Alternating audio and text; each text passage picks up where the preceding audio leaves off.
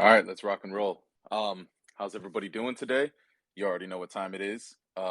This is the Bounty Hunters of Star Atlas. I'm so happy that you guys came. Share this around, get this out there, let people know we're doing this. If they already don't know this is going on, let's get these people in here. So basically, the premise of what we're going to be discussing today is really just everything Star Atlas when it comes to bounty hunters. What we foresee in the future, possibly coming of this type of occupation, what we possibly want to come from or want to see. Um, because you got to remember, Star Atlas is listening. They're always listening. They've always got their ears to the community. So let's talk about what we want to see in the future, what we think is going to be in the future, what we've got so far. Obviously, with this score coming out here soon, we're all fingers crossed that it's coming out the 16th. We know it's going to be more browser based. We're not going to see too much of that. Obviously that AAA, roaming around like it's Second Life or it's No Man's Sky or it's Star Citizen. We're not going to get that full effect yet. And that's really, really when bounty hunting is, I believe, going to come into play. But as of right now, we can speculate, we can wish, we can ask, and that's what we're going to do here. We're just going to talk about exactly what we all love to do. And as you guys see, I've brought up Don Kang from the Alezio family. What's going on, brother? What's up, guys? How's everyone doing? Hell yeah, let's get this thing started. Ronan, if you This want to is come up, Karush, if you want to come up, Bounty Hunter, Jukes, you guys know. this Start is coming up. this is one of my favorite concepts when it comes to Star Atlas. This idea of a network of bounty hunters, I think that's like extremely exciting. Just from like a gameplay standpoint, the idea that there's going to be bounties placed and bounty hunters. I don't know. I'm excited. I think it's really interesting. I totally agree. I'm inviting a few people up right now. Yeah, this is I think this is one of the most sought out after or sought out you know what the hell I'm trying to say. Let's move past that, y'all. And clearly there's got to be some um sort of some sort it's of infrastructure on the Star Atlas side, because if they're yeah, selling like the Visa Sabamwe, or however you say it, if they're selling a bounty hunter Bombway. ship, Yeah. there's gonna be some kind of infrastructure in game. Yeah. I think when it comes to this score, we can get into that. We can get into that. When it comes to bounty hunting, I'm just thinking like from what I'm seeing, if you actually go onto the Discord of Star Atlas, and I remember noticing this in the beginning, you could pick your roles. Obviously, I think a lot of you probably know that. It's probably the first place you came into when it came to joining this community was the Star Atlas Discord. You can actually pick your roles. People out there, if you don't know that, you can actually do that, which is amazing. Uh, Bounty hunting, I'm trying to find it right now. I haven't picked mine in so long. It's been months. Bounty hunting was one of the I know like 4 months ago, 3 months ago, it had like 700 picks. It was one of the top ones that people requested to be. Does anybody know where to find that in the? I haven't done this in like 3 months because I've already picked my roles in Star Atlas, the Discord. I'm trying to see how many likes it's got just to see how like profound people think this whole occupation and role is. It's Yeah, under it's pick rolls. It's under um pick rolls. Pick four roles. thousand exactly. Yeah, 4,161. Yeah, exactly. Yeah, pick roles. Where's it at? I'm looking on my screen right Underneath now the on my welcome iPad. category. The welcome. Okay. Yeah, and just to let everybody know, this is just a free flowing conversation, y'all. Everybody in the audience, if you want to come up in a little bit, but us people up here right now, it's just a free flowing conversation. This is nothing too crazy. We just like to hang out and okay, I had to do the drop down bar. Perfect. I want this to feel as casual as possible, but what's the bounty hunter stand for? All right, The but money on bag. the The money bag. on Boom, right here. I found it. I found it, brother. Thank you.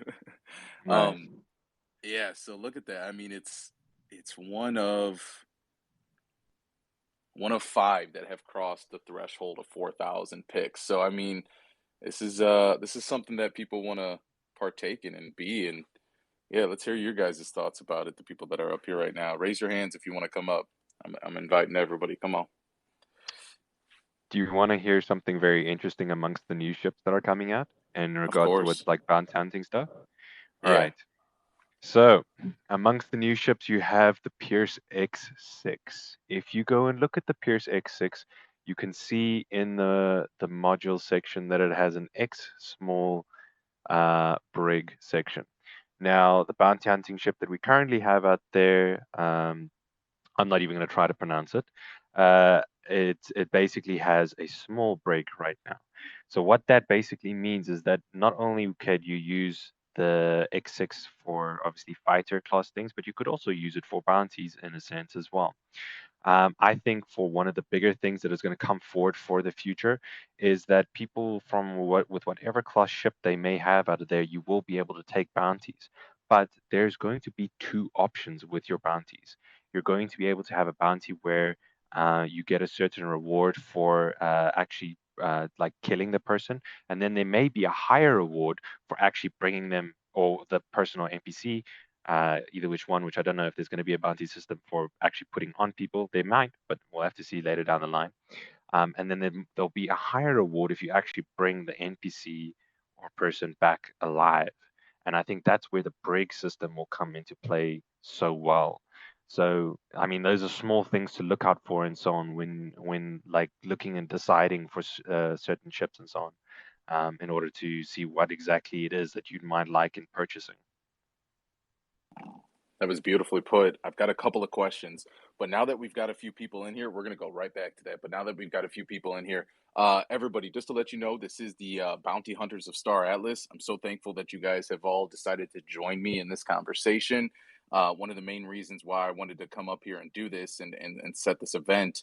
Obviously, I'm a bounty hunter. I got many friends you see on stage, some in the audience too, that are planning on being bounty hunters. And this is just what we love. And we love Star Atlas in the community.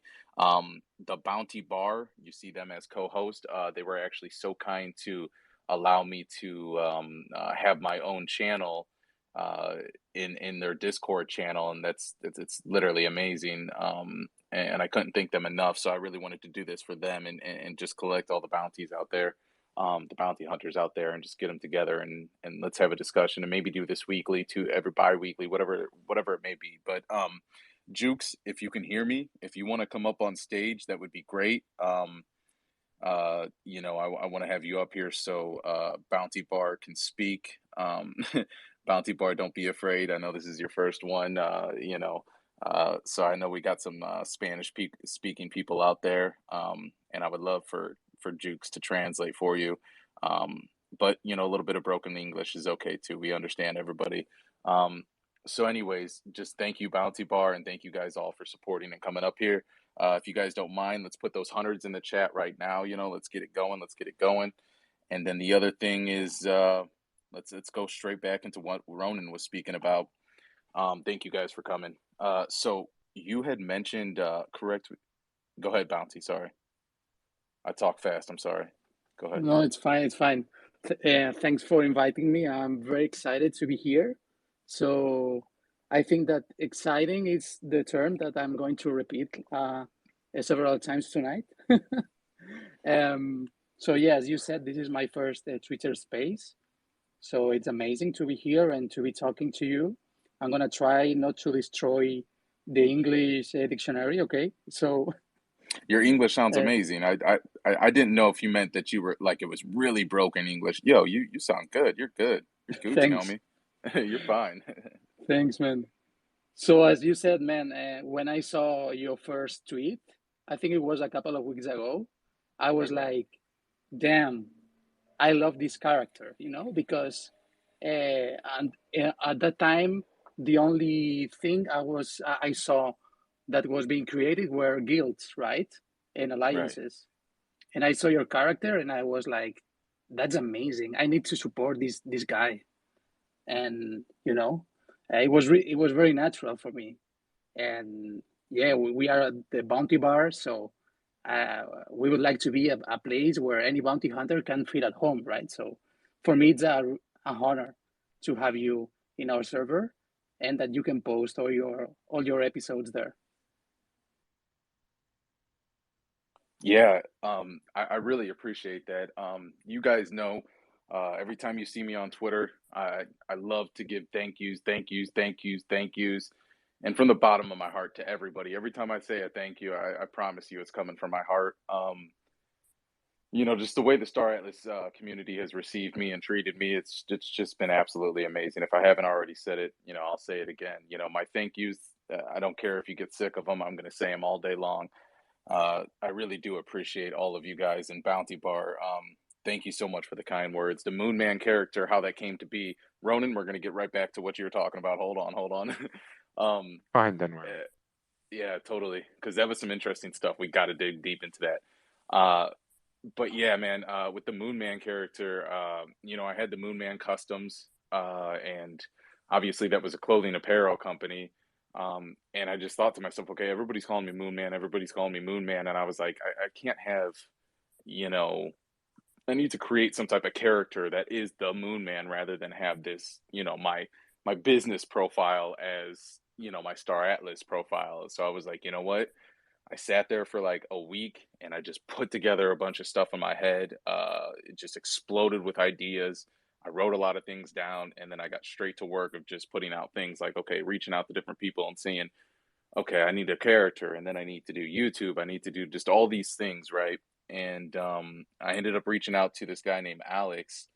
I've posted him a couple of times and given him his flowers. We're working again, but I reached out to him or no, how did it go? I think I said something about no. I put out a tweet. Does anybody know a 2D 3D artist?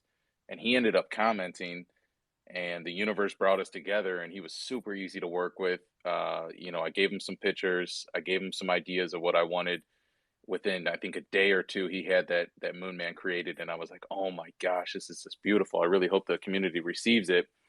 And I ended up so I did that and then I put it out and I held on to it for like a week or two before I actually released it.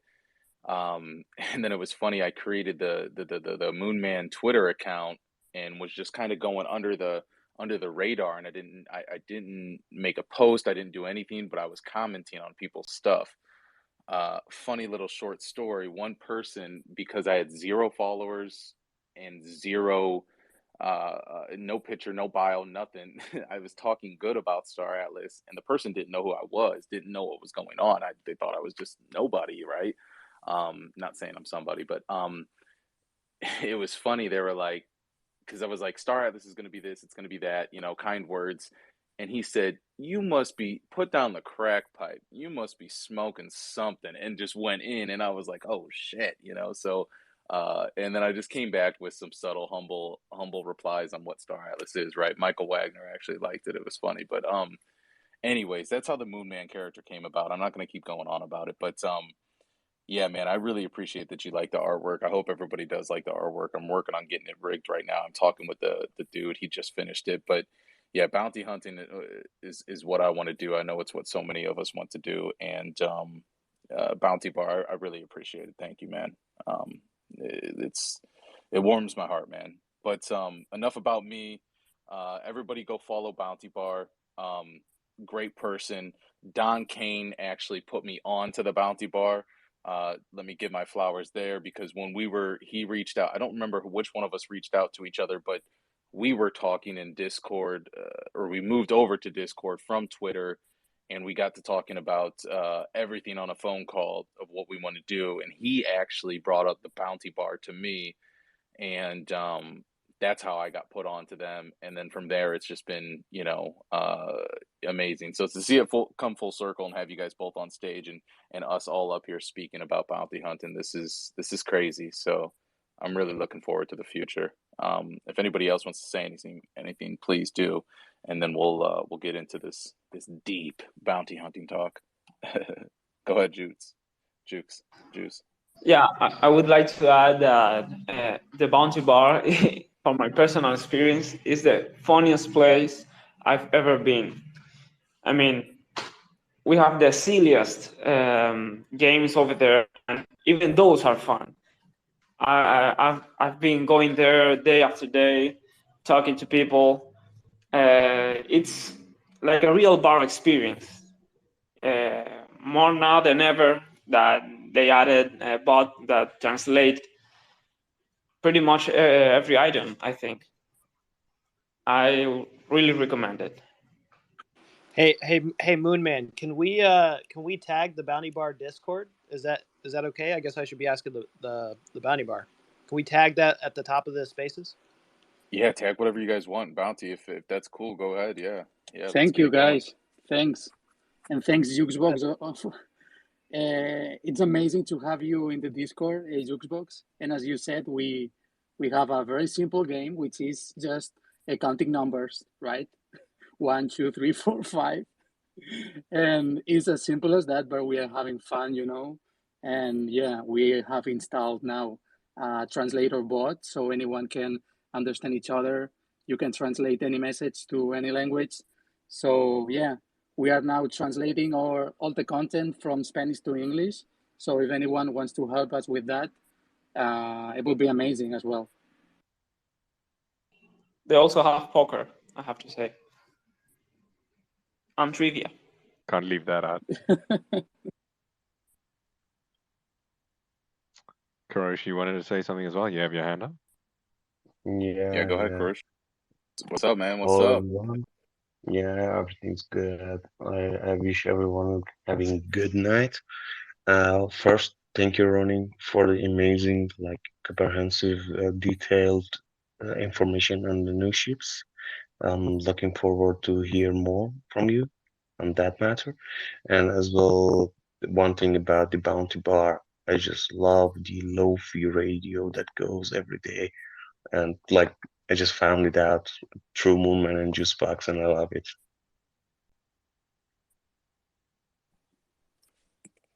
Yeah, this is amazing. But yeah, it's just crazy. It's crazy how this is all coming together. And don't mind me, y'all. I just get super hype about all this stuff. Adam, what's up? I see you up here. What's up, brother? I seen you in the one discussion with Final Frontier earlier today. I caught just a glimpse of it when I was at work. But what's up, brother? I don't think I've gotten a chance to speak with you. What's going on?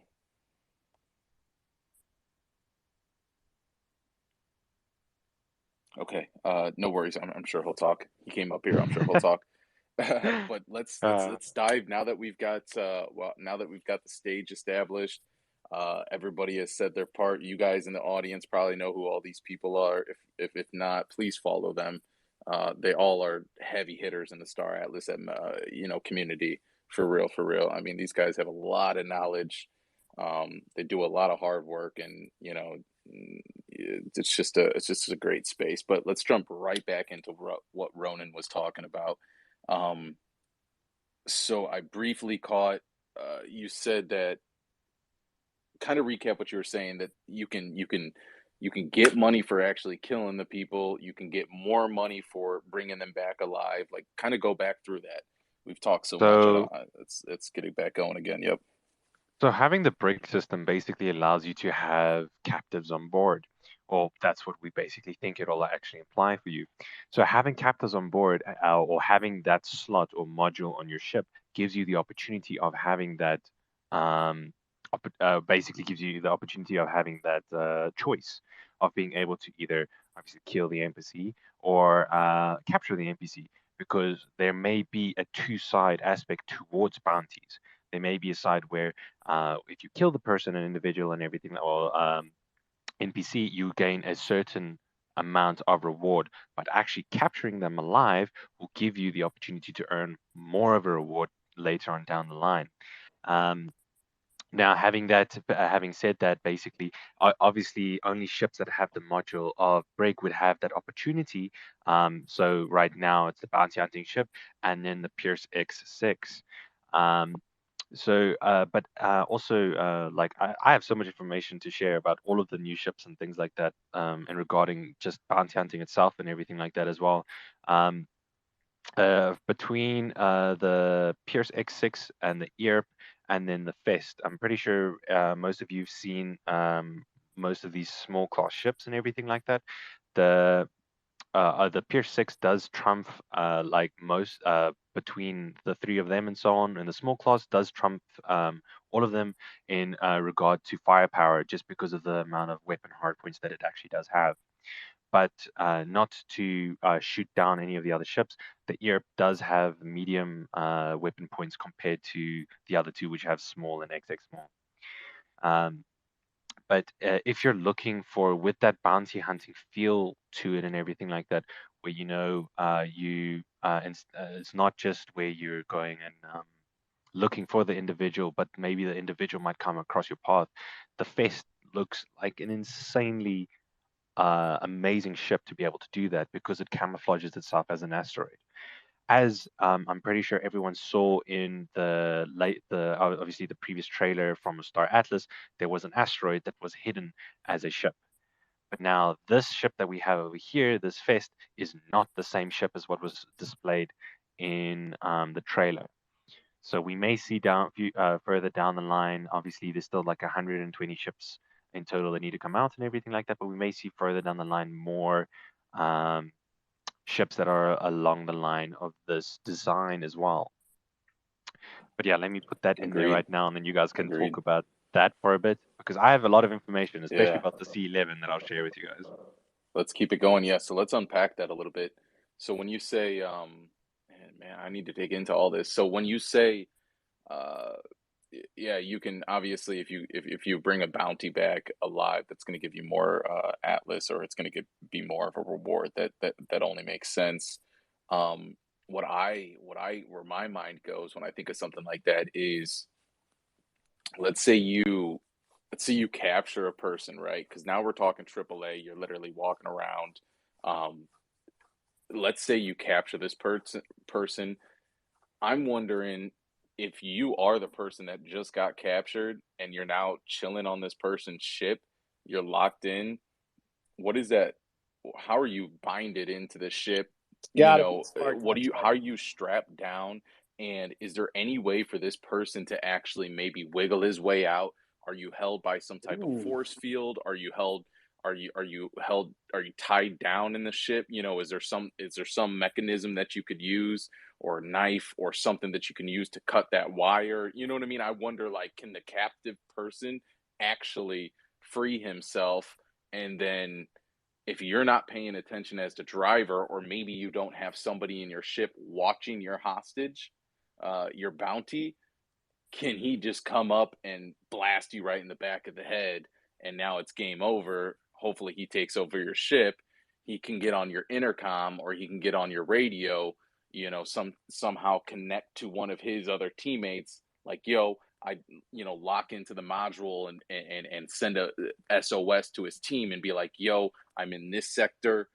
Is there any way that somebody can come and help me out, because I'm in Final Frontier territory? If we're speaking of, if I capture a bounty, or the Alezio, or one of these other teams, if I'm in their sector, it's like, yo, I am a sitting duck. I need to get out of here. And they're gonna know once I start speaking, or once I start doing certain maneuvers, they're gonna recognize that it's not, the Moon Man driving. They're going to wonder, and they're probably going to come in and say, hey, Moon Man, what's going on? You seem to be moving a little bit weird out there. What are you doing? And now this bounty has killed your person, has killed me, or something of the sort, right? And he has to get out of this area. But the next 3 planets that he's by might all be my team. So, that's where my mind goes when you capture a bounty and keep him alive. Is it better to just actually kill him and just get the price, get the money to your account? Or I guess those are just things you have to think about. Anybody have any input on that? It's crazy. Yeah, I think let's get real deep in this. Come on. Go ahead, sorry. I think the ultimate experience for that enemy, for capturing a bounty, will be like the Red Dead Redemption game. Those guys managed to accomplish that feature very well. I mean, you tied up your bounty and get it on your ship. In this case, Star Atlas, of course, and that's it. You carry him to wherever you need to carry him to collect your bounty. I think that would be amazing. I think with all of this as well, along the lines of where when you actually have the opportunity to dive further into the metaverse itself, when you have like a Ready Player One kind of situation, when you're actually being the bounty that's being taken and everything like that, there will be probably some sort of opportunities that you will be presented with and so on in order to break free from that. But just imagine this as well now. You're basically the bounty that was captured and everything like that. There's now an aspect of bribery that comes into this as well. You could bribe the person who's captured you in order to free you, um, instead of having to take your bounty in and everything like that. So then the whole thing comes of loyalty as well and everything like that. Um, if they hadn't communicated across towards their team and everything like that, that they had actually captured you at the time, there's the whole bribing aspect as well. And I mean, like you said, like if it was a weird pattern because you took out the driver or something like that. Now, all of those things are possibilities and so on. But it's such a crazy thing to actually think about because it would actually give you the opportunity to like see, like how would you strategically put yourself out of the situation? If you're too close to the enemy, would you go into their base, like wear some of their suits and things like that or whatnot, or see if you can do something along that lines in order to, not get you, not like not get caught or anything like that, and take a rescue pod and like shoot out into space towards where your fleet is and everything like that. Like it's such crazy things to actually think about. Exactly, and I just to bank off that, like exactly, you might even go the route of not killing the pilot, especially if you're in one of these big ships like the C-11, correct, and the C-9, or the Guardian. If you're in one of these big ships, you might just be able to get out of your little area that you're locked into if they have that coming, which I'm sure they will, and you might be able to, like you said, just jump into one of those escape pods or escape ships.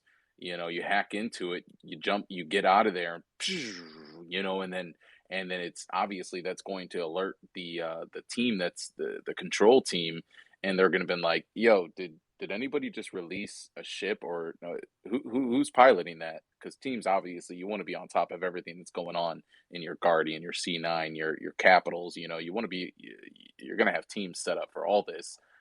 And when that's found out that that didn't happen by one of your teammates, it's going to alert everybody. And if you have other ships flying around you, which you should always have some smaller ships flying around your capitals and your large ships. There's just so many different aspects to start thinking about that can happen.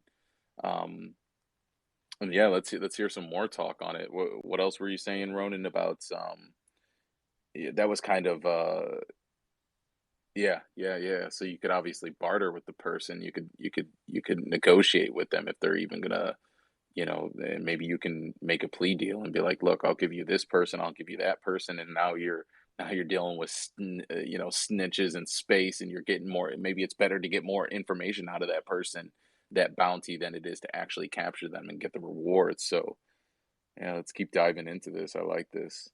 What do you guys think?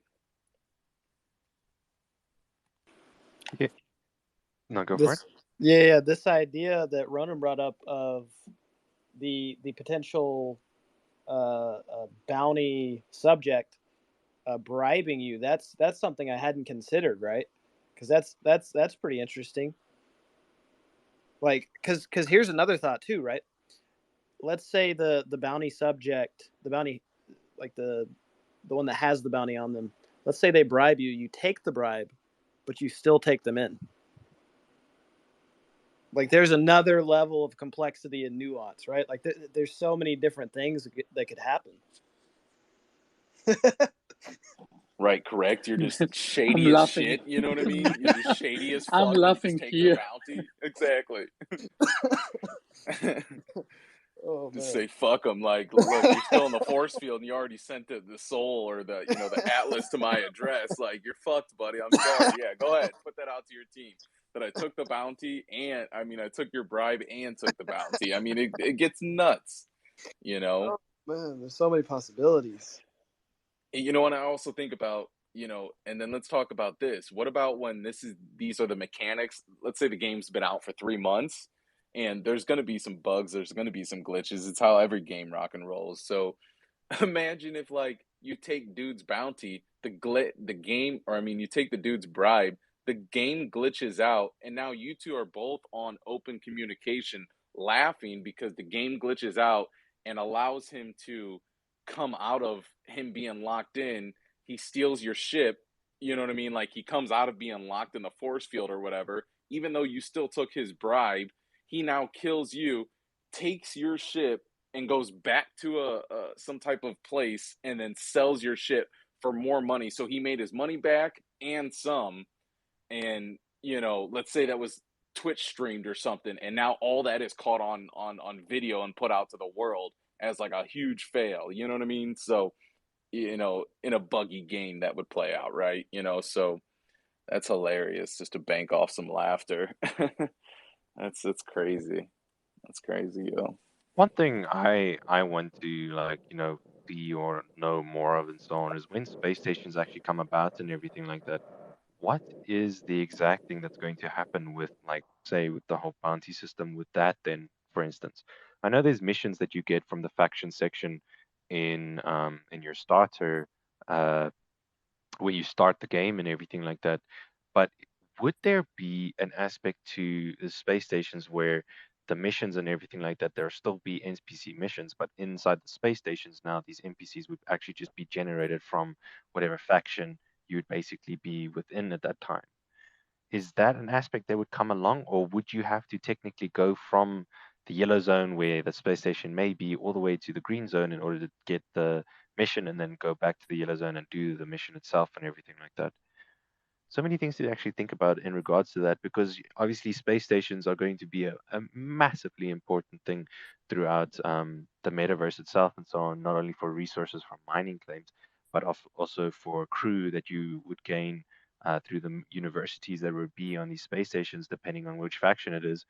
Um, but in regards to that and so on, it's like, is that a possibility, or would that happen down the line somewhere? Because I think they would have to implement that unless they're going to force people to go back to the faction center or anything like that every single time. What was the question at the how did you word the question in the beginning? And then I'll come So, in. like, Sorry. would they basically bring about the NPC missions and hmm all of those things that you would have in the beginning faction towards the space stations that you would have out in like the yellow and the red zones as well? So you're asking, are they going to have NPC missions that are in the safe zone and bring them out to medium and high risk? Yeah, like, well, that, and when you build a space station now in these zones, because you don't necessarily want to travel from yellow zone, green zone to the main faction area, there may be a hmm space station in the yellow zone. Would they Right. have a thing where you could go into the space station and get the mission from the space station for that zone and everything like that? Basically, in a sense, would they have that functionality? That's something Yeah. interesting to think about. I think they would. I don't see why they wouldn't. I think that I think they are going to try to implement as many smooth functions and just smooth gameplay as possible, because just kind of what I've taken from the team is that they've clearly played games. We've all played games, and I think we're at this stage in life. Do you guys hear my air conditioning unit? No, you're fine. Don't worry. No? Okay. Um, I wonder, or no. So what I was saying was, no, no, no. They've played games, and we've all played games, and I think they're under the assumption, or they're what they're trying to do is just make smooth gameplay, and I really feel like they've played enough games to know what works and what doesn't work. They seem to be a very smart team, and I just feel like they do understand that a breath of fresh air with just doing things that make sense is what makes sense. So I don't see them not making things smooth. Yeah, but what would also be a possibility for the future as well is during Yeah. that time and everything like that, the DAO governance of Polis and so on may kick in, and then that would basically be a suggestion that you could put down on the line, and then the developers would basically develop it anyway. Yeah, Right. that's a great point. Like, Right. if we all really want to see some missions that go out there, in the medium and hard zone, then we could all just say, hey, this is we make a proposal, I guess, and then if the majority of people say this is what we want developed ASAP, then that's what they start working on. Yeah, and I Cool. think that's going to happen. And even without owning Polis right now, obviously we all know in 7 years what they want to do is, give this off to the community. And, the more Polis you have, the more say you have. But I do really feel like how close they are to the community. I feel like even in the beginning, they're going to listen to us. It's not going to be one of these drops of a AAA game. And when they release, just they don't, it seems like nobody's listening, you know what I mean? I think they're too close to the community to not listen to us, on drop or 6 months in. Even if we don't have that Polis to have us say, I feel like they're going to listen to the community, and especially the DAOs. So yeah, agreed. What Agreed. I'm most excited for is the third party integrations, right? So like one day, the bounty bar could create smart contracts and an entire like interface where you walk into the bar and there's like a list of like actual players where you can see the bounty on that and whatnot. Like that is what is going to be extremely interesting. Yeah, I remember you talking about that a couple of weeks ago. Mhm. I think that's going to be a very cool thing. And, you know, kind of like in my little short, podcast episode that I did, I was like, show me the bounties, and then you hear that scrolling through all the different logs, and looking at the names, just like you would think a bounty would go, right? I really want to see that implemented because it just makes sense. And if everybody in the universe can see that, or you can go to the bounty bar and type in and see, a list of bounties. You can go to the internet, you can go to wherever, you can go to the marketplace, whatever you want to go to, you can go to. It's all going to be there on some type of computer or some type of PC or screen or AI, whatever the case may be. Yeah, literally And on your screen exactly, in your spaceship. everybody can see it. You could be Yep, flying and on your spaceship, it'd be, spaceship too. yeah, on your Yep. computer screen, right to your left. Yep. And it's all going to communicate with each other. It's going to be in the bounty bar, it's going to be in the other space stations, it's going to be on your spaceship. So, if somebody puts a bounty on you, you can see it. If you put a bounty on somebody, everybody else can see it. That's got to be done for sure. It's just so crazy to it blows my mind, and anybody cut me off if you want to. It just blows my mind that we're talking like this about this game, but this is we're in a totally different realm right now, because this isn't just a game. We're now playing for stakes. We're now playing for real chips. We're playing for real money. So like Don Kane, we had talked about this, like, everybody knows how crazy EVE Online has gotten. It gets personal. And we kind of touched on it a few weeks ago when we talked, like, this is gonna be nuts, man. Shit is Yeah. gonna get like, Well, it's like, I think it's all sunshines and rainbows right now. Everybody's happy with everybody, we're all but collaborating. Yeah. everybody's collaborating. I'm not saying anybody in the UMO is gonna cross each other's backs. That's not what I'm saying. Well, I'm saying the community and so, like like, statistically, if you think about it, when there's going to be so much money involved, like it's almost bad etiquette to think that nobody is going to cross people, right? Like there's going to you be a have lot. to be prepared for it. You You have to have be to be prepared for it. prepared for it. So Yes. one thing that I was hearing from the community was like the allusion to Eve Online and how, and so personally I've never played Eve Online, but from my understanding it's like a space exploration and domination, kind of like Star Atlas and what's the other one, Elite Dangerous, Right. um, and there were people talking about how there's like massive like political and economic wars, and like people are doing extremely shady shit and crossing each other and everything. And somebody was like, man, I wonder, I wonder if Star Atlas is going to be anything like that. And the first thing that popped into my mind was there's going to be so much capital in Star Atlas, millions and billions eventually of dollars in Star Atlas that it is not going to be anything like Eve Online. It is going to be 10 million times worse than Thank Eve you. Online. There are going to be This crossing this is the left and discussion right. people are not having publicly. This is the Exactly. discussion people are not having publicly. And I just want to let everybody know when it comes to the Moon Man and my spaces and when it comes to bounty hunting, this is what we're going to talk about. We're going to talk about the real. But good fucking point, man. Go on, go on. Yes. Seriously, no, I'm serious. You want to make your relationships early, and I think that's what we're all doing. But at the end of the day, when there's money involved, when people are feeding their families with the money that they're making in Star Atlas, they're going to do whatever it takes to survive. And there's going to be bad actors. There's going to be bad actors, and 100% due to the because nature of anonymity as well, right? There's going to be someone that creates a brand new wallet, someone that creates a brand new persona, trains that, on the side, that account on the side, and that could be your best friend stabbing you in the back. So I think it's like everyone needs to be very, very careful about who you trust. And at the end of the day, you can only trust yourself, but you do want to build those relationships, right? Those relationships are important, right? Because 100%. you need to know who you're dealing with, and you need to know um, you need to be, I'm not saying beware of everyone, right? You don't want to be a skeptic and never make any relationships, because I think that's the wrong way in life. But the same rules in life apply, right? Like trust people and build relationships, but also be a realist at the same time. 100%. I'm a conspiracy theorist. I go pretty deep. I keep one eye open when I sleep, if that says enough. So it's just, and I think you really touched on some great points that publicly this needs to be said that like, yo, people got to watch stuff out. Um, people get serious about their games.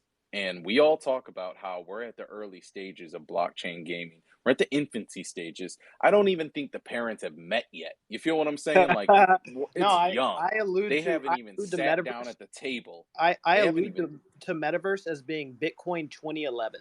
It might even be bro, they Bitcoin. haven't even sat down at the table and talked to each other. No Guy shit. hasn't even spit game yet. You know what I mean? We're early. We're early. And what I mean by early is because in 2020, 2200, 2300, it's going to be at a scale that isn't even believable. We can't even fathom what the world's going to be like in 200 years. And we know technology is taking over. We know technology is in the future unless we blow ourselves up. But what I'm saying is, when you compare it to that scale, we're at the beginning stages. They haven't even met yet. So, um, to go back on that, to wind it back down, right? It's we haven't even got the influx of normal gamers yet. Really, the only people that are hearing about Star Atlas right now are just PC gamers, people that are already in the PC community, or really actually just maybe deep crypto people, right? And if a PC gamer is hearing about this, it's probably because your crypto friend that's always telling you, hey, buy this new coin, or you got some Atlas, you got some Bitcoin, bro, unless you have somebody like that in your ear, you probably don't even know about Star Atlas. Um, I mean, I guess it was on the news. You seen the little clip, right? But what I'm saying is, it's just so early. We have not even seen the migration of all these other teams that dominate in their sectors of AAA games on the PC. So there's just so many more people that still have to come into this space, and they're going to be coming to Star Atlas. You know, they're going to be here sooner or Yeah, later. there's a distinct feeling. So I've been doing a lot of auditing of all these metaverses, and Yeah. there's just a distinct feeling that I get when I look at the products that Star Atlas has put out versus the products that other metaverses has put out. It just feels, for lack of a better word, more polished. You know what I'm saying? The stuff that Star Atlas puts out just feels way more polished than any of the other ones. Because there's a few like space exploration metaverses. I don't even know. I can't even think of the names off the top of my head. But nothing gives me the feel, like the feel that Star Atlas gives me. Yeah, yeah, totally, totally. I actually, I would say about a month ago, maybe 2 months ago, I looked into like other blockchain games because when I first found out about Star Atlas or even blockchain gaming, I was like, "Oh, you're telling me I can play games and make money?" So I had to look into a bunch of them.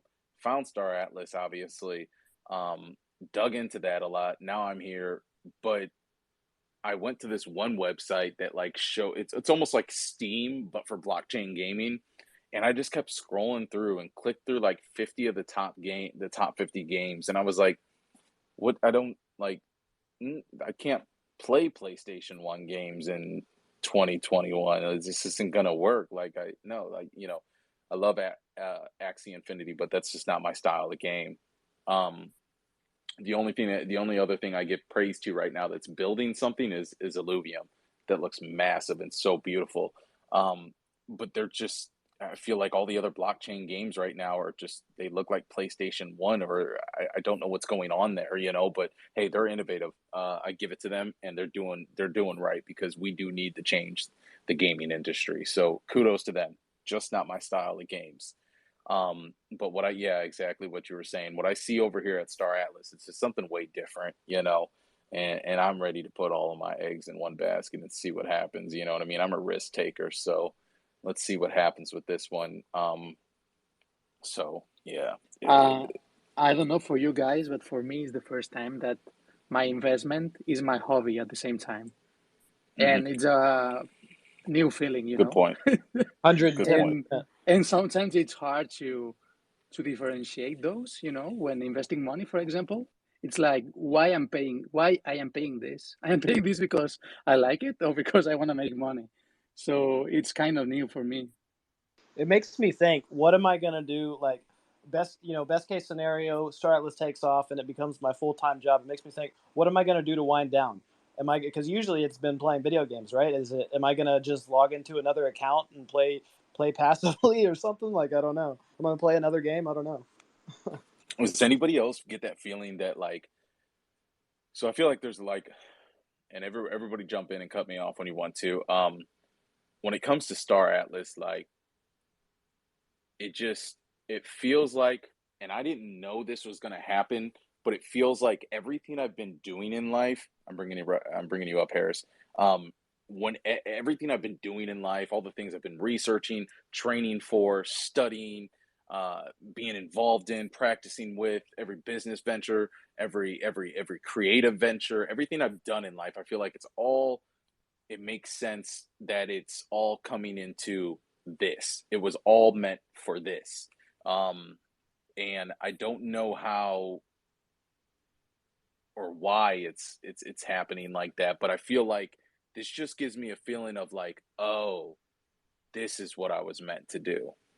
I know Somebody exactly before I that feeling. go on for another speech, yeah, cut in, tell me. You feel the same way, dude? No, I exactly. I have about what like plus minus 15 plus years worth of experience in gaming alone and everything like that, from games like Dota to CS:GO to like Albion Online, Eve Online, you name it, I've almost been there. And it feels like all of that is built up to is this one point where I am now in my life, where I've taken most of my assets and liquidity and everything like that, and invested not only into crypto but into crypto gaming itself. Done so much research, been able to connect with so many communities and things like that through like the Twitter Spaces, the YouTube, which I love doing. Like when yesterday when all of the leaks came out and everything like that, and my group was like, "Listen, yeah, here's all the leaks. Make a video." I was on top of that, and I did it. I did it like in 30 minutes. I made that video so quickly, um, and it's just all built up towards this one point where I am now, and everything like that, where we're in this Star Atlas metaverse and everything like that, and it is going to be an everyday life thing. And I think in regards to also like, the whole thing of winding down from like the basically the Star Atlas game that you would be playing and everything like that, because then it may be very draining. I think Star Atlas offers so much for us to be able to wind down. I mean, in the Grenadier, there was a club kind of section. Have you seen in the Bommalars? Interior as well looks like a club, and that's not even the tree arrow and so on, same kind of thing and so on. There's going to be aspects of the game that will allow you to get away from that whole I need to stay on guard the whole time aspect, because you're going to have more people with you being able to help you because you're in a guild system, and you're going to be able to take your time, and you're going to be able to go to uh, like the party section of your ship, or the bar section of your ship, or even the bounty bar section of your ship, Seriously, and everything that's like that. that's exactly what I was thinking of. I'm gonna spend all day running a mafia, and then to wind down, I'm gonna go to the bounty bar and I'm gonna have a beer. Exactly, that's exactly it. Exactly that. They offer so much of this opportunity for us all to enjoy. Whether it's you're on a small ship, a large ship, anything like that, you're going to have a guild where you're going to have a family. And this guild will have a space station, there will be a bar, whatever there's going to be, and everything like that. And you will be able to submerge yourself in this world almost 24/7. Obviously, you're going to need sleep, of course, so maybe not the 24/7 part. But it will become where instead of it being seen as an absolute grind the whole time, it'll be an enjoyment, because not only are you participating in an activity where you find enjoyment out of, you're also going to be able to participate in other activities outside of like the PvP, PvE section, and actually engage in proper communication with other individuals, as well as build relationships in the metaverse itself. Like I think it was the yesterday's interview and so on. The with Michael Swagner, the lady basically asked, will there be marriages and things like that in this kind of environments and so on? What kind of relationship kind of status will people be able to build? And that's an absolute 100% possibility. You'll be able to build friendships, and you may get backstabbed, all of these kind of things in the metaverse, but it will take away your physical aspect of the person and put you into a augmented reality with the person now, rather, because we have COVID, we have all of these other things that are here now and everything like that, and they're not going away at all. Now this is your secondary option for basically having that kind of intimacy, or having that kind of um, Mental affection. intimacy. No, not like that, not like that, No, no, no, but no, no. no, No, it's just like a this is kind a of little a, song preview I did. Hold on, sorry. I'm sorry. I'm sorry. Go ahead. Go ahead. Go it's so good. That Yeah, kind of attraction to another person within the metaverse itself and everything like that. You're going to be able to take away a lot of the whole aspect where you have that loneliness and everything like that. You have all these things, and you're going to be able to change that with the augmented reality. One thing to just take note of and so on is don't differentiate what's important in the real world compared to what's important in the augmented world. You still need to look after your health, all of these small little things and everything like that, because they may bring out with like the whole suits and everything like that further down the line and so on, where you're walking and all of your stuff and everything like that would actually require You got the physical suit on. movement. You got the suit on. You're Yeah. on the treadmill. They got that Omni treadmill engine. I'm gonna let you speak in just a second. I see you raising your hand or trying to speak. You got those suits out for right now, like you see on the one character blue. Huge inspiration. Put that in documents. Put that on the blockchain right now that I said that. You're the greatest, dude. But you see those suits that they have, and they're like $13,000. I need to get one. We'll get there. And then you have these Omni treadmills that I don't think are at the quality of like what you've seen in Ready Player One, but they're there. So I think we're gonna live in this space that is it's not reality, but we're blending the two worlds together. And I just want to say this, like, me personally, like, I've lived so much life, man. Like, I've done so much in my 28 years. Like, I've always been a gamer at heart. I've got my girlfriend, you know what I mean? We've been together for 6 years. She ain't going nowhere. I ain't going nowhere. We love each other, and like I don't have to like I'm not like I've got as much as I've wanted to get out of life, right? And there's still so much more to get. Trust me, I have goals. But what I'm getting at is like, I'm totally ready to throw myself into the metaverse. That's why I'm full on with what's going on right now. And I also see just how this can change people's lives. And as long as you get you one of those shake weights from like the old TV commercials back in the day, you're gonna be all right. You know what I mean? do a couple of push-ups, hit a couple of the shake weights, you know what I mean? You'll be totally okay, you know, do a couple of push-ups, remember to drink some water, drink water, not pop, y'all.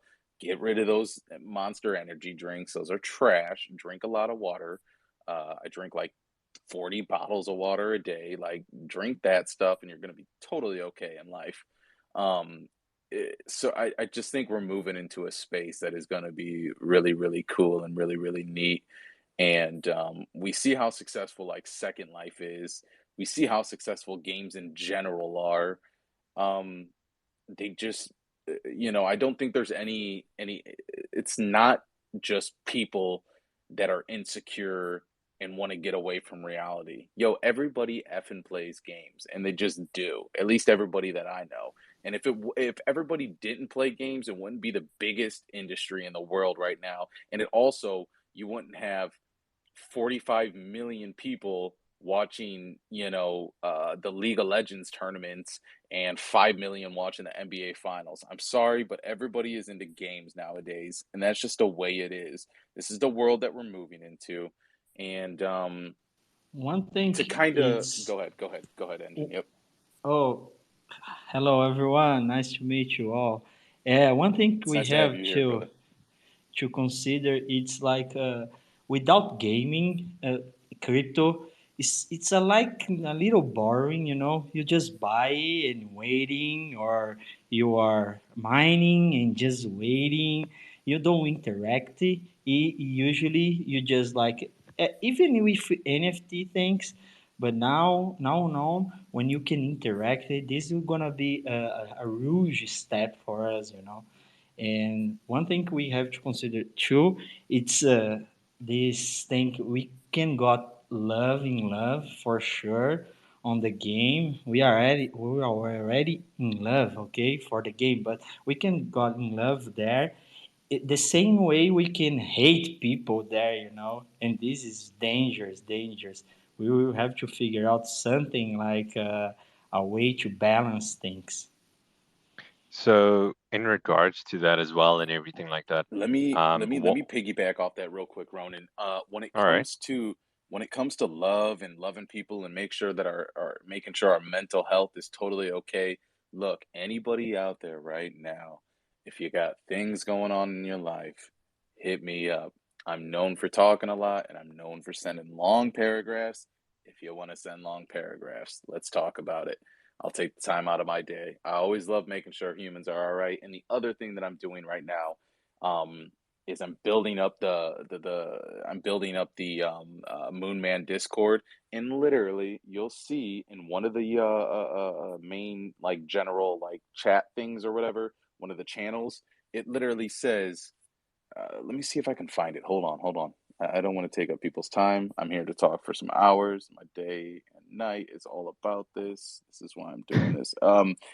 In discussion, I have general, then I have motivation to lift people up. I have a general channel, I have a motivation channel, and I have a mental health channel. Why do I have mental health? Literally because it's not being talked about and it's not in most discords. Like, look, that's cool. We can build discords, we can build communities, but let's also have a place where you have a channel for groups of people to go in there, just drop everything they got going in life, know that they can be selfless, drop the ego because the ego is simply just a child, and sometimes you have to learn to work with it and say, hey, ego, right now I'm going to take the role on this one.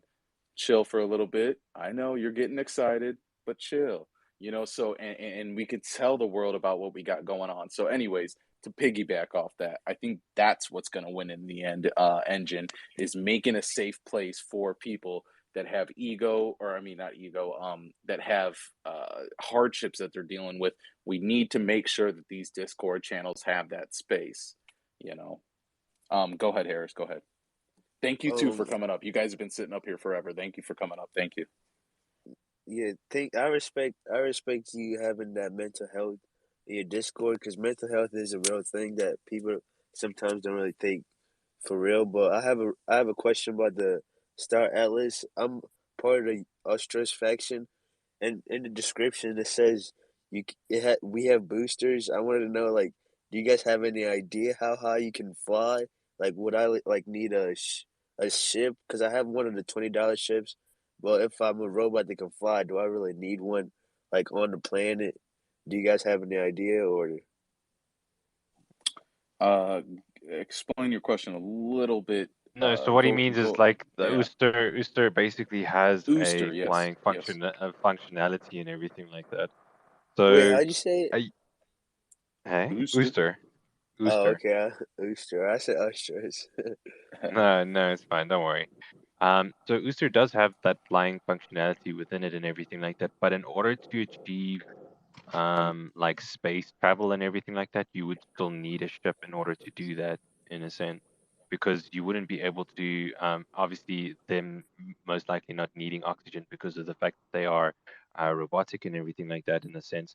But you still potentially you would need so much uh, let's put it like this, flying power or power behind boosters, in a sense, in order to achieve the velocity or the height that you would need to exit an atmosphere of a planet. It's like Earth and so on. I mean, like when you see them shooting rockets into space and everything like that, do you know like how much megatons of fuel and everything like that they use for, or the quantity that they use in order to just achieve like 3 people entering space? It's madness. So I don't think you would have the functionality where you would be able to basically be able to go from having Ooster functionality to be able to go into space. You would still probably need a ship in order to achieve that. Okay. So on the planet, you can still fly pretty decently high. That I would say like because they have the booster functionality and everything like that, you probably could fly. If you've ever seen No Man's Sky and how their flying functionality is with their jetpacks and things like that and so on, it would probably have the same kind of line concept and so on in regards to that. But otherwise, I wouldn't say it's like going to be something enormous, like, you could go from this side of the planet all the way to that side of the planet, because at the same time that you need to understand is you're consuming energy the whole time while doing that. So, and where does that energy come from? It doesn't just spawn out of thin air. So, it's probably somewhere where you need to charge or recharge or refuel a certain section of your character at the end of the day. okay? Thank you. Yeah, all good. Yeah, and just to reset the room real quick, I think this is a Twitter Space thing that they do. For all the new people in the audience, we are talking bounty hunting in the Star Atlas Metaverse, and I would welcome anybody that has questions, anybody that has input on the things that we're talking about, whatever the case may be, please come up. We've been doing this for like an hour now. I don't plan on stopping. If anybody else is, if you guys all got to go, please go. If not, we're here to talk about bounty hunting and everything Star Atlas. So please raise your hand, request to come up if you want to speak. If not, we're going to keep on talking and, just spreading the love and talking about Star Atlas. What's up, Lux? Let's hear it, brother. What's going on, man? How you doing? Um, I'm doing good. all right. Yeah, I wanted to comment on what was said about everything that we've been doing leading up to like the Atlas ecosystem and metaverse gaming. And I'm not sure who said that because I'm actually driving right now. So I hope it's okay and there's not too much noise. Yeah, fine, don't worry. Okay. But yeah, it's like I was inspired by that, and that's kind of how I feel too. It's just like, I just feel like there's like a movement happening right now, and like just even with the crypto movement, the decentralized movement, and now with the play to earn, and the really immersive reality metaverse gameplay. Because like I haven't really been a gamer, but I've been inspired by the Star Atlas vision, and yeah, it just seems like I want to participate in something that, because I believe that the Star Atlas game could be bigger than just a game. I think that it could be like a socioeconomic experiment, and we could be playing with like new types of employment, and like you said, like actually doing something where what you're doing and how you're making money, like a game, and having fun and making money can start to become intertwined. And It's almost like game theory, brother. You know what I'm saying? It's almost like a scientific experiment on how people are actually going to react when they're in a virtual reality space or a metaverse space in these terms, and almost like an experiment to see how these people are going to react in this type of realm. And then also you're throwing digital currency into it, which in this day and age it's basically real money, right? Because we can easily sell that digital currency for fiat currency. So it's almost like a social experiment. You could put game theory on it. It's weird. It's weird.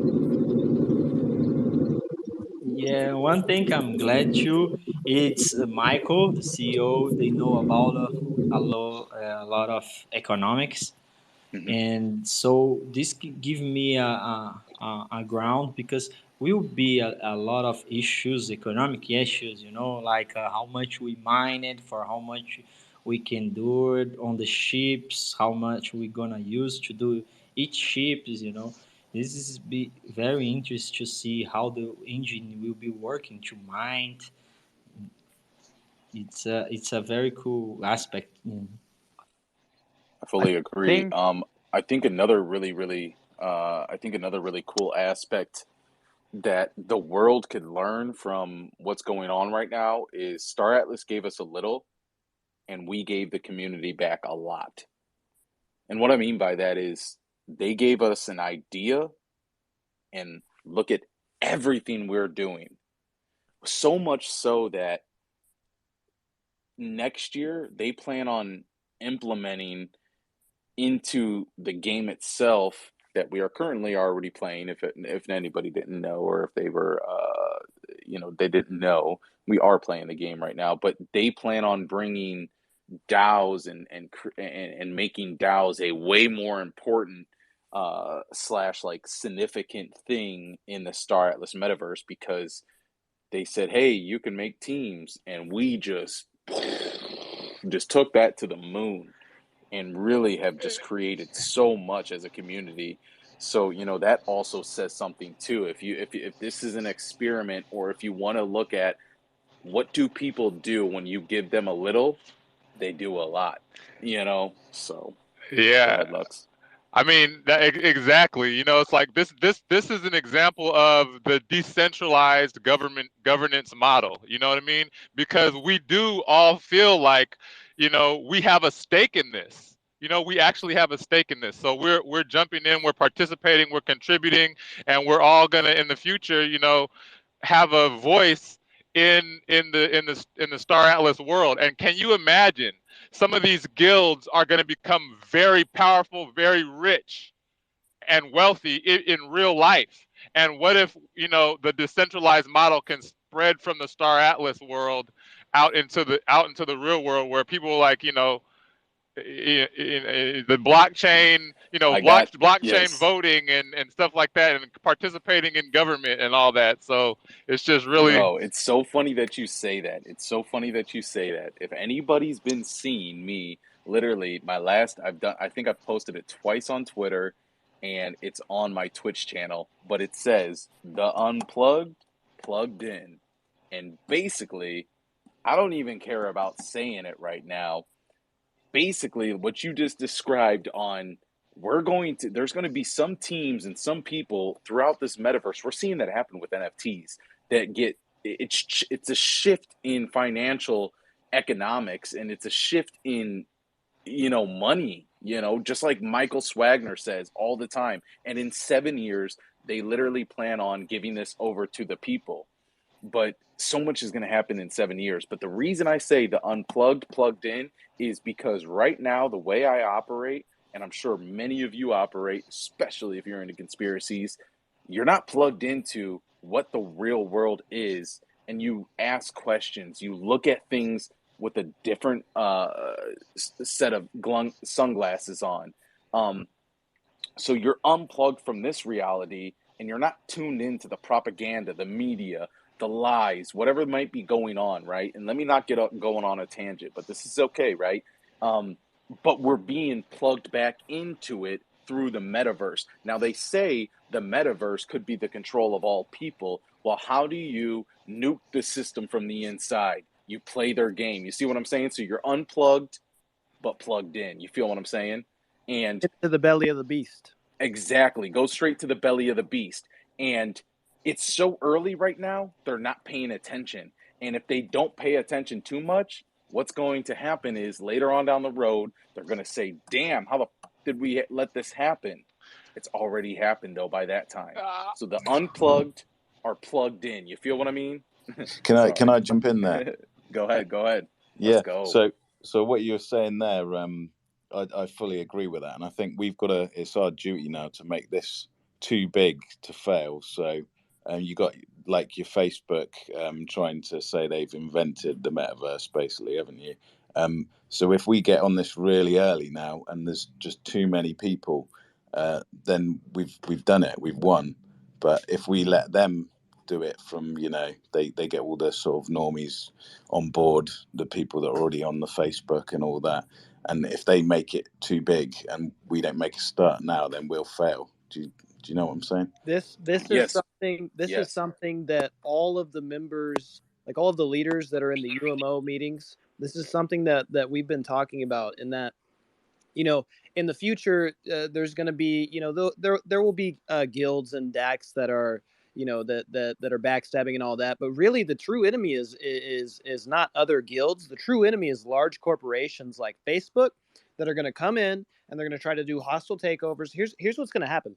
Facebook is gonna buy out some of these, just like Lux was saying. Some of these DACs, some of these guilds are gonna get so massive that Facebook is gonna come in and buy them out with hundreds of millions of dollars in the future. And I mean, there are gonna be a ton of people that end up, selling their soul. And I think that there's some people that realize the deeper meaning of metaverse, which is essentially it goes into the Web3 philosophy, right? Like we don't want these large hierarchical institutions taking control. We want to all have a say in the governance of everything that's going on. And when you have companies, centralized companies like Facebook, with Mark Zuckerberg is the king of the Facebook nation. They're going to come in and they're going to try and wreak havoc. And I think that just to reiterate, like I said, the enemies are not guilds. In fact, it's in guilds' best interest to team up together. The enemy is Facebook. That is our competitor. There you go. And here's the other thing that has to be made too. Don Kang, you killed it on that point. The other thing that people have to realize too, sometimes in the conspiracy world, they talk about, well, if everything is digital, or if everything is blockchain, or if everything is the internet, or if everything is the internet, what I just said, right? They could just shut it all off, or they could just do an EMP. They could just do all these things. They cannot. You're going to have That's also their power bigger too. problems if they do They are also on AI technology that is facial recognition. They are also on AI technology that is tracking, like you see them doing in certain countries. They are also plugged into what's going on, and that is also their power. It's not the 1800s anymore. They are using this to their advantage. Some might say the internet got away from them, and some might say that we don't know if there was mischievous things behind creating Bitcoin. We don't know for sure. You could be on one side or the other side, if it was to help the people or to actually be against the people. But you keep on giving us a little. Back to what I said. You keep on giving us a little. We're going to produce a lot. So there's a revolution brewing. Thank you. The blockchain revolution is brewing, and I think a lot of people may get into crypto because they see that people are making ridiculous returns and life-changing wealth and all that.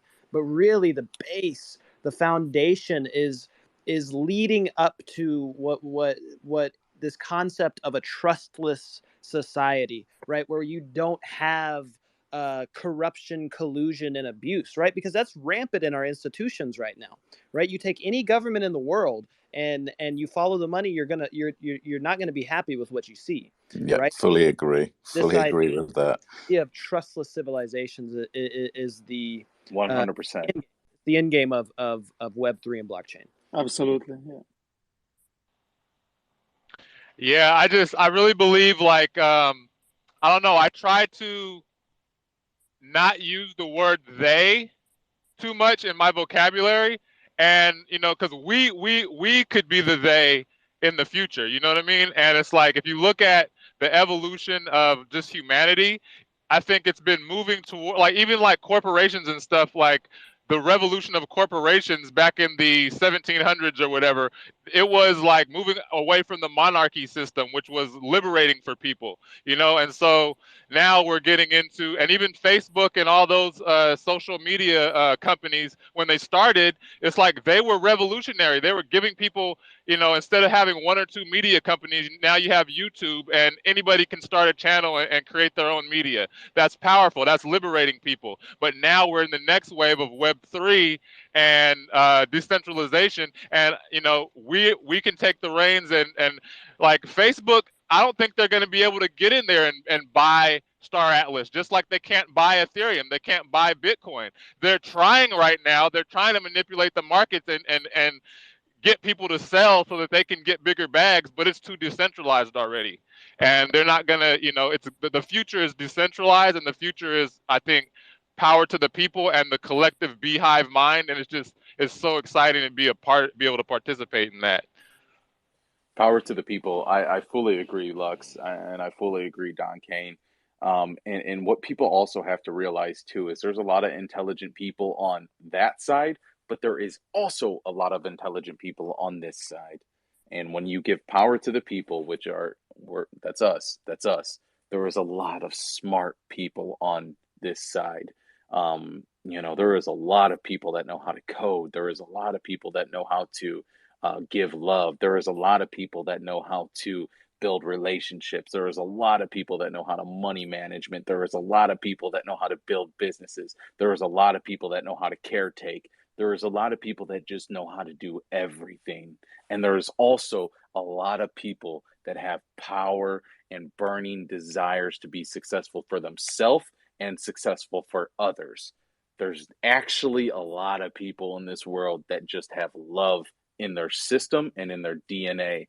And you can never battle that with evil, and you can never battle that with just it just yeah, all of that.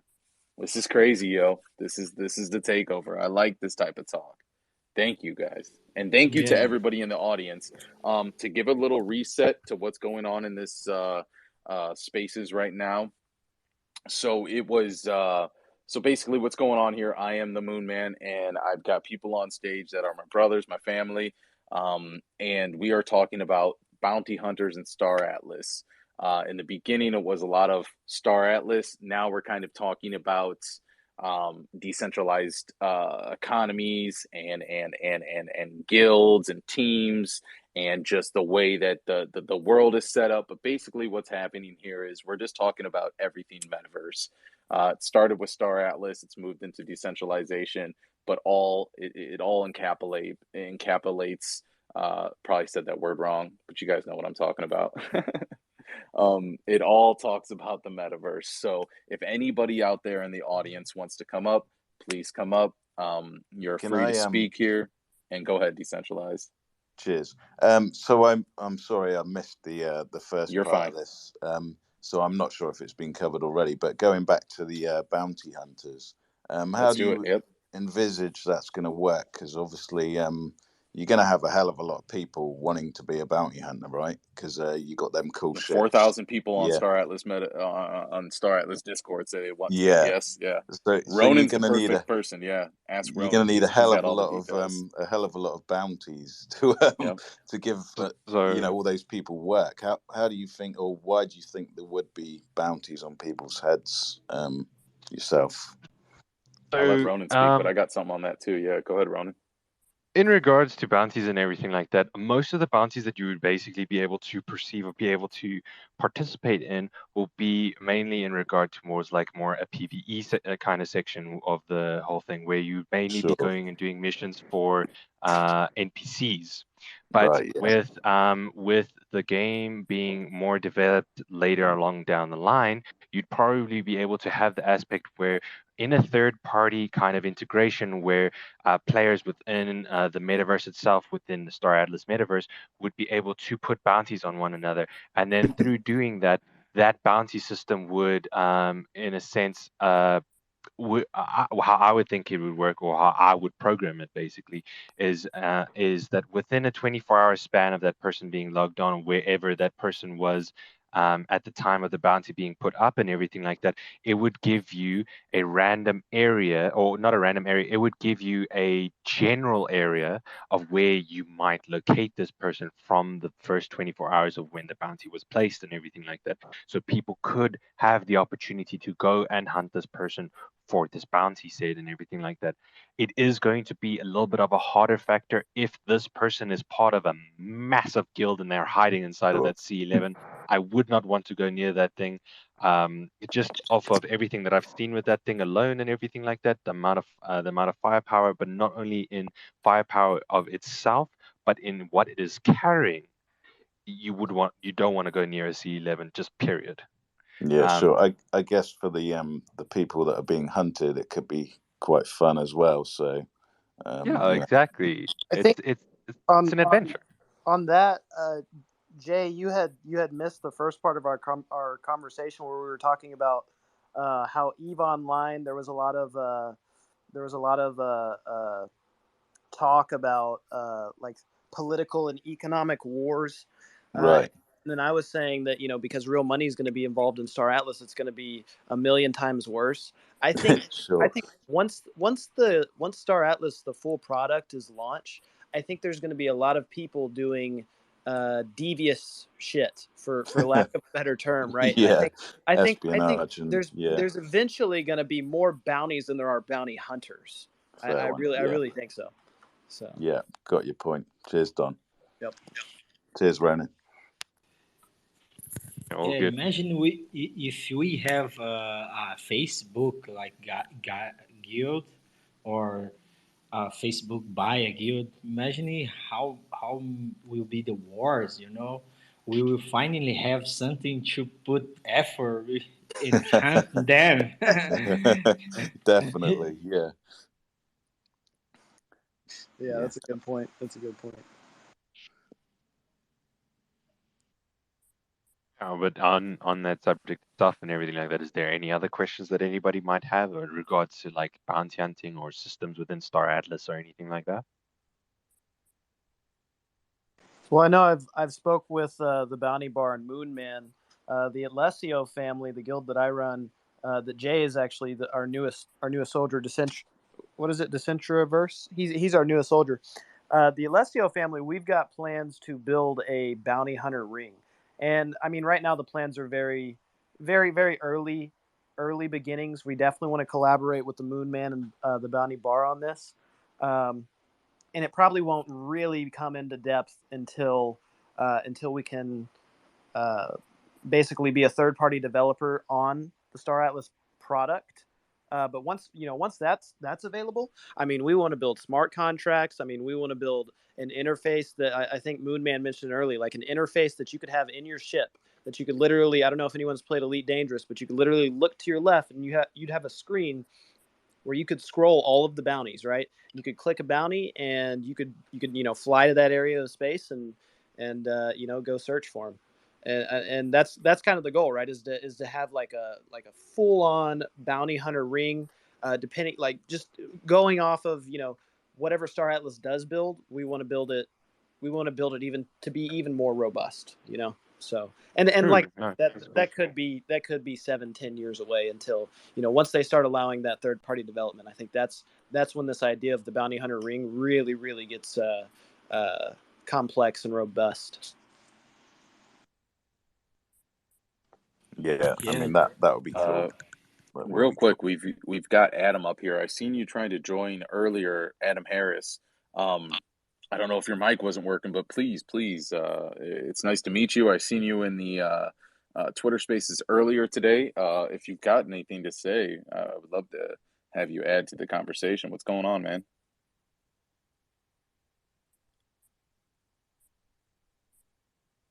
Yeah. I see your hand raised. Go ahead. Yeah, speak, please. You muted your mic again accidentally. Yeah, you muted Maybe. yourself. Adam, are you out there? Hello. Adam, Adam Harris. Is his last name Harris, right? Yeah. Adam, unmute your mic. Yeah, maybe he got hugged out, you know. Just While appeared. we're waiting for that and so on, I dropped some pretty deep information on you guys in regards towards obviously one of the bigger ships that are the C11 and everything like that for bounty hunting and everything like that. Not only that, but so if you have seen on the C11 some of the descriptions within the module section alone and everything like that, the C11 has 5 commander slot hangars, 4 capital slot hangars, and then 12 large slot hangars. If if you've obviously seen like naval battles and things like that before and everything like that, and you've seen an air carrier and you know what the destructive power an air carrier can do, or how the possibilities an air carrier has to do for battle and everything like that, the C11 is basically that. The C11 is basically a mobile aircraft carrier and a destroyer at the same time, with the 2 capital slot weapon hardpoints that it's carrying as well. Not to mention the missile bay one that it also has. So if you if you're really considering and you're wanting to go to war and your guild has the funds to buy one of these ships and everything like that, it's probably one of the best kind of things that you're going to invest in, not only for protective reasons as well. I mean, it's probably going to be the ultimate protector of land and mining claims, like hands down, as well as if it has this whole hangar kind of thing as well. Like I was saying earlier on with the whole spaceships with the NPCs and so on. Would there be a docking option for the ships, or would probably be have to make like a proposal and things like that? But if you had like a docking option, and then you could come, instead of going to a space station, you go into a C11 that's docked close by, and then you could get a mission, and then you could go do a bounty within that area and so on. So long as obviously the C11 was friendly, Hey, that would be so cool. that would be cool, Ronan. Do you know? So if you were to purchase a C11, obviously you've got the hangars and stuff.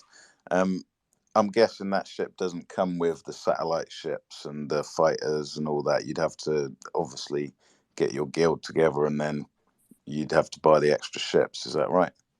Correct. All of those ships do not come mandatory and so on, or do not come compulsory, or complementary. Sorry, that's the word I Yeah. wanted. Complementary with each of those things and so on. The only ships that would ever come like that and so on is the NPC ships, because as seen in the photos, um, yeah. So I mean, like, and this is all just speculation, but I speculate there is going to be a couple C11 NPC ships. And because in some of the photos and so on, as seen over there, you see the F4s and the X5s having the COP skins, and COP standing for Council of Peace, and Council of Peace skin is only available to the NPC skins. So NPC skins alone and everything like that would only be available to that. So I reckon that somewhere down the line and so on, there may be within the factions, especially within the faction zones, you're going to have so that's why this will make it the green zones even more so dangerous. If you're really wanting to play with fire, you go and do something like hostile in the green zones. That they will have C11s that will patrol your main faction zones in the green zones, which I think is absolutely madness, because of all the images I've seen and everything like that, it's something so cool to think about actually. Yeah, agreed. I see what you mean now. So these green zones. So when you're not in deep space, you're imagining or saying that the reason why it will be a safe zone is because of these NPCs that patrol the space. Is that what? Correct. Yeah, yeah, Correct. These yeah. NPCs that would patrol space. And as the metaverse grows, how I think the whole metaverse will expand and everything like that is as the metaverse expands, your yellow zones that you currently have within the metaverse and so on will become green zones. Your red zones will become yellow zones, and then the new zones that haven't been discovered at all, or that were brought in, would become red zones. Because as time goes on and everything like that, as we've seen in some of the other concept art and so on, is that a planet's resources would diminish the more it gets mined and so on, of course. I mean, that's just how it works in any kind of agricultural environment and everything like that, or geological it's not expedition, excavation that happens nowadays, whether it's coal, gold, whatever, the resource does run out at a point. So then what would happen with those planets and so on? They would basically be abandoned, and then there would need to be new land that comes around. And then the faction itself would expand its safe zones, and then there would constantly be this whole thing of expansion throughout this entire metaverse and so on, which I think is such a cool thing to just like, think about and like brainstorm and so on as this all goes on. Because as well as most of the ships that will be supplied onto the blockchain will be ships that the community have made. So all of these ships that will be, or most of the ships that will be within the blockchain, come from us because out of the resources that we've mined out of the planets. Now the planets are going to be derived of resources. We're going to need new planets, and then it's just an ever expanding metaverse. It's absolutely amazing thing to actually think about. It is phenomenal. You've just made me think of something else. So these, the Fimbul sort of grenadier or grenadier and the sort of eco warrior sort of looking ships. So I mean, with that, you could be on another planet, sort of mining away, making some profits, and then all of a sudden, someone comes along and like just drops a jungle on the top of your plant. Is that how you see that happening? With the Grenadier and with the Bombalar and then the Tree Arrow, which is the three bombers that we currently have right now. They're obviously they are going to have the functionality of bombing, but there are also countermeasures that you can have as structures. What we have seen is I think what most of my analysis team is calling it right now is the whale shark net, basically. And the whale shark net is basically a sphere that goes over your entire claim and so on, that you would be able to protect you from said bombs coming down and everything like that. So that would also be like a shield generator that would come up and everything like that, and you would be able to see the effect happening on your land, so that you can't just randomly, while having a land and maybe you weren't paying attention for like a good, say, like 2 seconds or 30 seconds or so, and someone just has a drive-by and bombs your land, and now it's all gone and everything like that. There will be certain countermeasures put into place in order to give you like a little bit of a heads up and a warning system as to prior having land bombed or anything of that sort that may happen in that situation, as well as what Swagner has also told us in previous interviews is that and town halls is that when you do log offline, your land will still be there.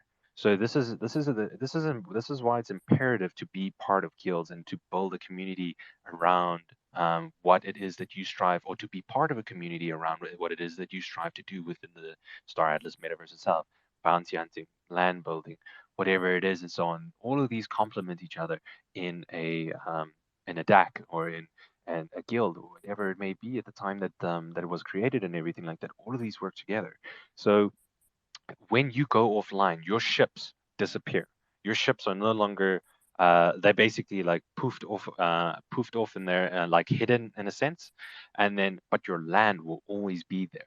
So while you're sleeping, your land is vulnerable and so on, and that's why like I'm basically reiterating, you need to be part of a guild in order to have that functionality of keeping your land 24/7. Yeah, 100%. I mean, I think with what's being built at the minute, the whole, the guild part of it, and the way we are playing the game before it's out, that's the main draw, I think, for this game anyway. And also, like you say, if you need to keep watch of your land. It's a massive benefit having a guild that's worldwide, which a lot of them are, aren't they? So you're going to have different time zones. You could have somebody on basically on sentry, for different times of the 24 hours basically. You'd have to, wouldn't you? Yeah, no, you would Go ahead, definitely need Karush. Crush. You want to say something? Yeah, go ahead. Yeah, guys, can you hear me? Yeah, Yeah, we yeah, can yeah. hear you. Loud and clear. Okay, okay. So, Ronin, I got a question. Like, the sea level, it's 900 meters. It's massive. Yeah. So, how do you think it's gonna be in the real version, in an Unreal version?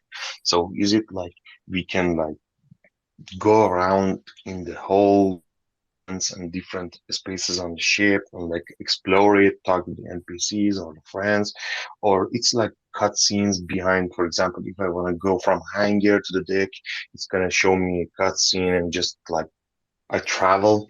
It's a loading screen, or it's gonna be like I get to explore the whole ship, all sections. Do you mean now, for instance, like with the mini game that's coming out, or with future stuff, or do you No, mean no, like way down the minigame is line? just no, no. I mean the Unreal version because minigame is just the Oh, UI, so we can earn oh money. yes. Okay, so how I see it happening and everything is, and like this is all just speculation and everything. But at the end of the day, what has come about towards us, what has been offered to us, is render, which is a Solana functionality, which I think right now is also under development to link with. Um, Unreal Engine as well. But how Unreal Engine 5 is also based and everything like that is where you would have be able to basically map an entire environment at the end of the day. So within, say, the specs of the C11, once you land on the ship, if you've ever seen, I think it's Battlefront 2, the Star Wars game, one of the scenes or one of the battles that happens in that whole thing is where you're battling on a Star Destroyer, and you can go through every single part of the Star Destroyer, the hangars, whatever, basically at the end of the day. And that will be exactly the same concept. You won't have to go from cutscene to cutscene to cutscene to cutscene. How everything is being developed currently and so on is, or I hope it's being developed like this and so on, because it had this capability is 100% there, is that you would be able to go through each of the individual sections of the ship without having to Seamlessly. go through cut. Yes, exactly, seamlessly. That's exactly the word. Thank you very much. Um, and you'd be able to interact and see these NPCs and things like that. And I also think that's something to also take note of and so on, is how you interact with your crew NPC. Would there, that's just something amazing. I just thought of this now. Would there be an aspect where your sociality with your crew actually gives you a buff future down the line? I think that's something that would definitely come into play, because if you have crew buffs, if you've seen on the new necklace, I actually just thought this now, Moses. If you've seen on the new necklace, the legendary necklace that was announced in the previous town hall and everything like that, it has a buff of social. I think it's a social buff as well as a loyalty buff. Now, does that social buff allow you to be able to communicate better with your crew, or where they communicate better with one another in order to increase the potential buffs that you may have down the line, whether it's communicating with how your gunners are, how your engineers are doing, your foremen for your hangars, or whatever it could be? Would that Just to basically say be, this, yeah? yeah, not to cut you off, not to cut you off. Speaking of social buff, just exactly what you and Don Kane were talking about earlier when it comes to bribing. Um, if you're just in a single man ship, it probably isn't going to, social buff isn't really going to work because you're speaking with an actual player. But let's say you're on that C9 and you've got NPCs walking by you, or the guards that you're dealing with where you're in a force field because you were captured, right? Held hostage. Does your buff help with the NPCs that are on board this other team's fleet? And you're like, hey, yeah, if you just do this, or like, hey, I'm gonna bribe you. You know what I mean? Now that comes into play, and you can, that Yeah, yeah. social buff is gonna help you play against other teams' NPCs if you get caught and you're now hostage and you've got a bounty on you and they're trying to travel you back to the main town to get that bounty. Go ahead, Karush, go ahead. Yeah. I think if you ever played Mass Effect 3, I believe this is it's going to be a moral system like Skyrim or like the Mass Effect series that, for example, you have some sort of reputation with other races, even the NPCs, and the way they're going to interact with you, the way they're going to answer to your questions or handle the quests for you depends really on your uh, reputation with that race. For example, in the World of Warcraft, there were some sort of quest that you only would be able to acquire if you had some, for example, a certain amount of reputation with that certain race. I'm gonna, I think it's possible that they're gonna have actually add this kind of system into the game. And what if they can put this type of system into the game that the same way you can look up a bounty on somebody, which means if you're going to be kind of like what we're talking about, the bounty bar wants to put into their system, and what we want to see in the future is that when you're looking up somebody or a bounty comes across your dashboard or your system, right? It tells you what crime they've committed, who they're against, what bad things they've done, which is fine. That's how you're going to read if you want to take on this bounty. But what about just in general? You're going to have, some type of not social credit, but social log in history where people can go read up about what you've done, and maybe your missions, I would imagine everything that you do in the game is going to be public. So not only are you getting the highlights of why you want to take the bounty on said person, but you're also, even if you're not a bounty hunter, or even if you're not uh, doing anything, you're just moving around and you want to go look up somebody, you can look up all things about them. And so what that where was I trying to go with that? Where was I trying to go with that? But I yeah, think some that's type of possible. system. Yeah, go ahead. Yeah, some type of No, system that no, just like everything that you do is logged for others to read about, even if it's not criminal activity, or even if it's not bad activity or good activity. It's just people can read up on I you. Go think ahead, Karush. Yeah. Yeah, I think that's possible because we're playing on the blockchain. It's not a normal game. It's not a centralized game. So right now, if I, for example, if I know your wallet address, I can look it up in Solana Explorer and I can see how much money you've been transferring or how much NFTs you've been transferring. So I think it's possible that they somehow integrate system into that. Actually they integrate Solana Explorer into the game. So, for example, you understand, for example, Moonman, how many bounties he's been doing, or it might end up to some sort of like charting and leveling. So you actually know who's the best bounty hunter in the metaverse. Number, Yeah, I think we I don't know, can 1,000 bounty do. huntings. Yeah, something like that. Actually, you guys are looking for something like that. I know, I assume. Yeah, I think we can even propose some of these things here when we get on this stage, and I think we can. And real quick, Engine, I don't mean to cut you off. Everybody, right now, please go follow the Bounty Bar. I've gotten a DM. He's got to skedaddle, to say the least. And the main reason why I wanted to do this whole Twitter Spaces was because, his appreciation and his recognition that he had given me. So everybody, please, please, please, please go follow the Bounty Bar. A great team, great guy. You heard him speak if you were in here earlier, but please go support him. He literally supports me on every single post. He likes, comments, or retweets. He does one of the three. So please go follow them, and we can continue this. If Bounty, if you got to say anything, go ahead, please. Yeah, I need to leave now, but thank you very much for everything. It was a pleasure to be here with you guys. See you in the next one. See you, Bounty. Thank you, thank you. We're gonna have you Yeah, Yeah, back. Yep, thank you, See you thank later, you, bro. okay. Bounty. thank you. So yeah, go on, Engine. I didn't mean to cut you off, but I know that he is leaving, so I just wanted to give him his flowers. Go ahead, Engine. Please continue. Yeah, I was talking like we can upgrade this us like this guild. I was thinking in working with even the team inside that to get going on the upgrades. So I think we can have maybe a EI, maybe something like that, can read, but you have to pay it for get this upgrade. Will be very, very fun. For okay, I can have this all this information, but I have to get this robot or this specific ship. That's a pretty cool idea, actually. But yeah, like it may be that that design and everything like that, not to shoot it down, of course, or anything like that, will come down later down the line for sure.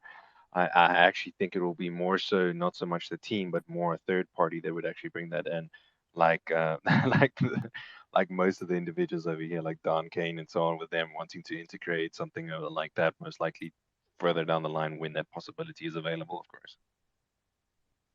Yeah, I think this idea of third party development is what's going to take Star Atlas from, I mean they're going to create something amazing. I'm not saying that, but I think the third party development is going to absolutely change the game as far as like metaverse metaverse goes, because they're going to be focused on foundational systemic things that they're going to fix. The DAO proposals and all that are going to be on like big scale issues, but like in the aspect of a bounty hunter's ring, and having that centralized data source where we can be literally flying a ship or pull out our phone in the metaverse and like see every all the bounties and all the data on the bounties. That's more than likely going to be developed by a third party, just because the Star Atlas team themselves, they're gonna, like I said, they're gonna be focused on like foundational They systemic got things. so much going on. They Yeah, got so yeah. much going on. Now that being said, I think that if Star Atlas does take off, there's going to be huge amounts of third party developers. Like they're going to develop things that we could have never, like things that we Never could even imagined. Yeah. exactly.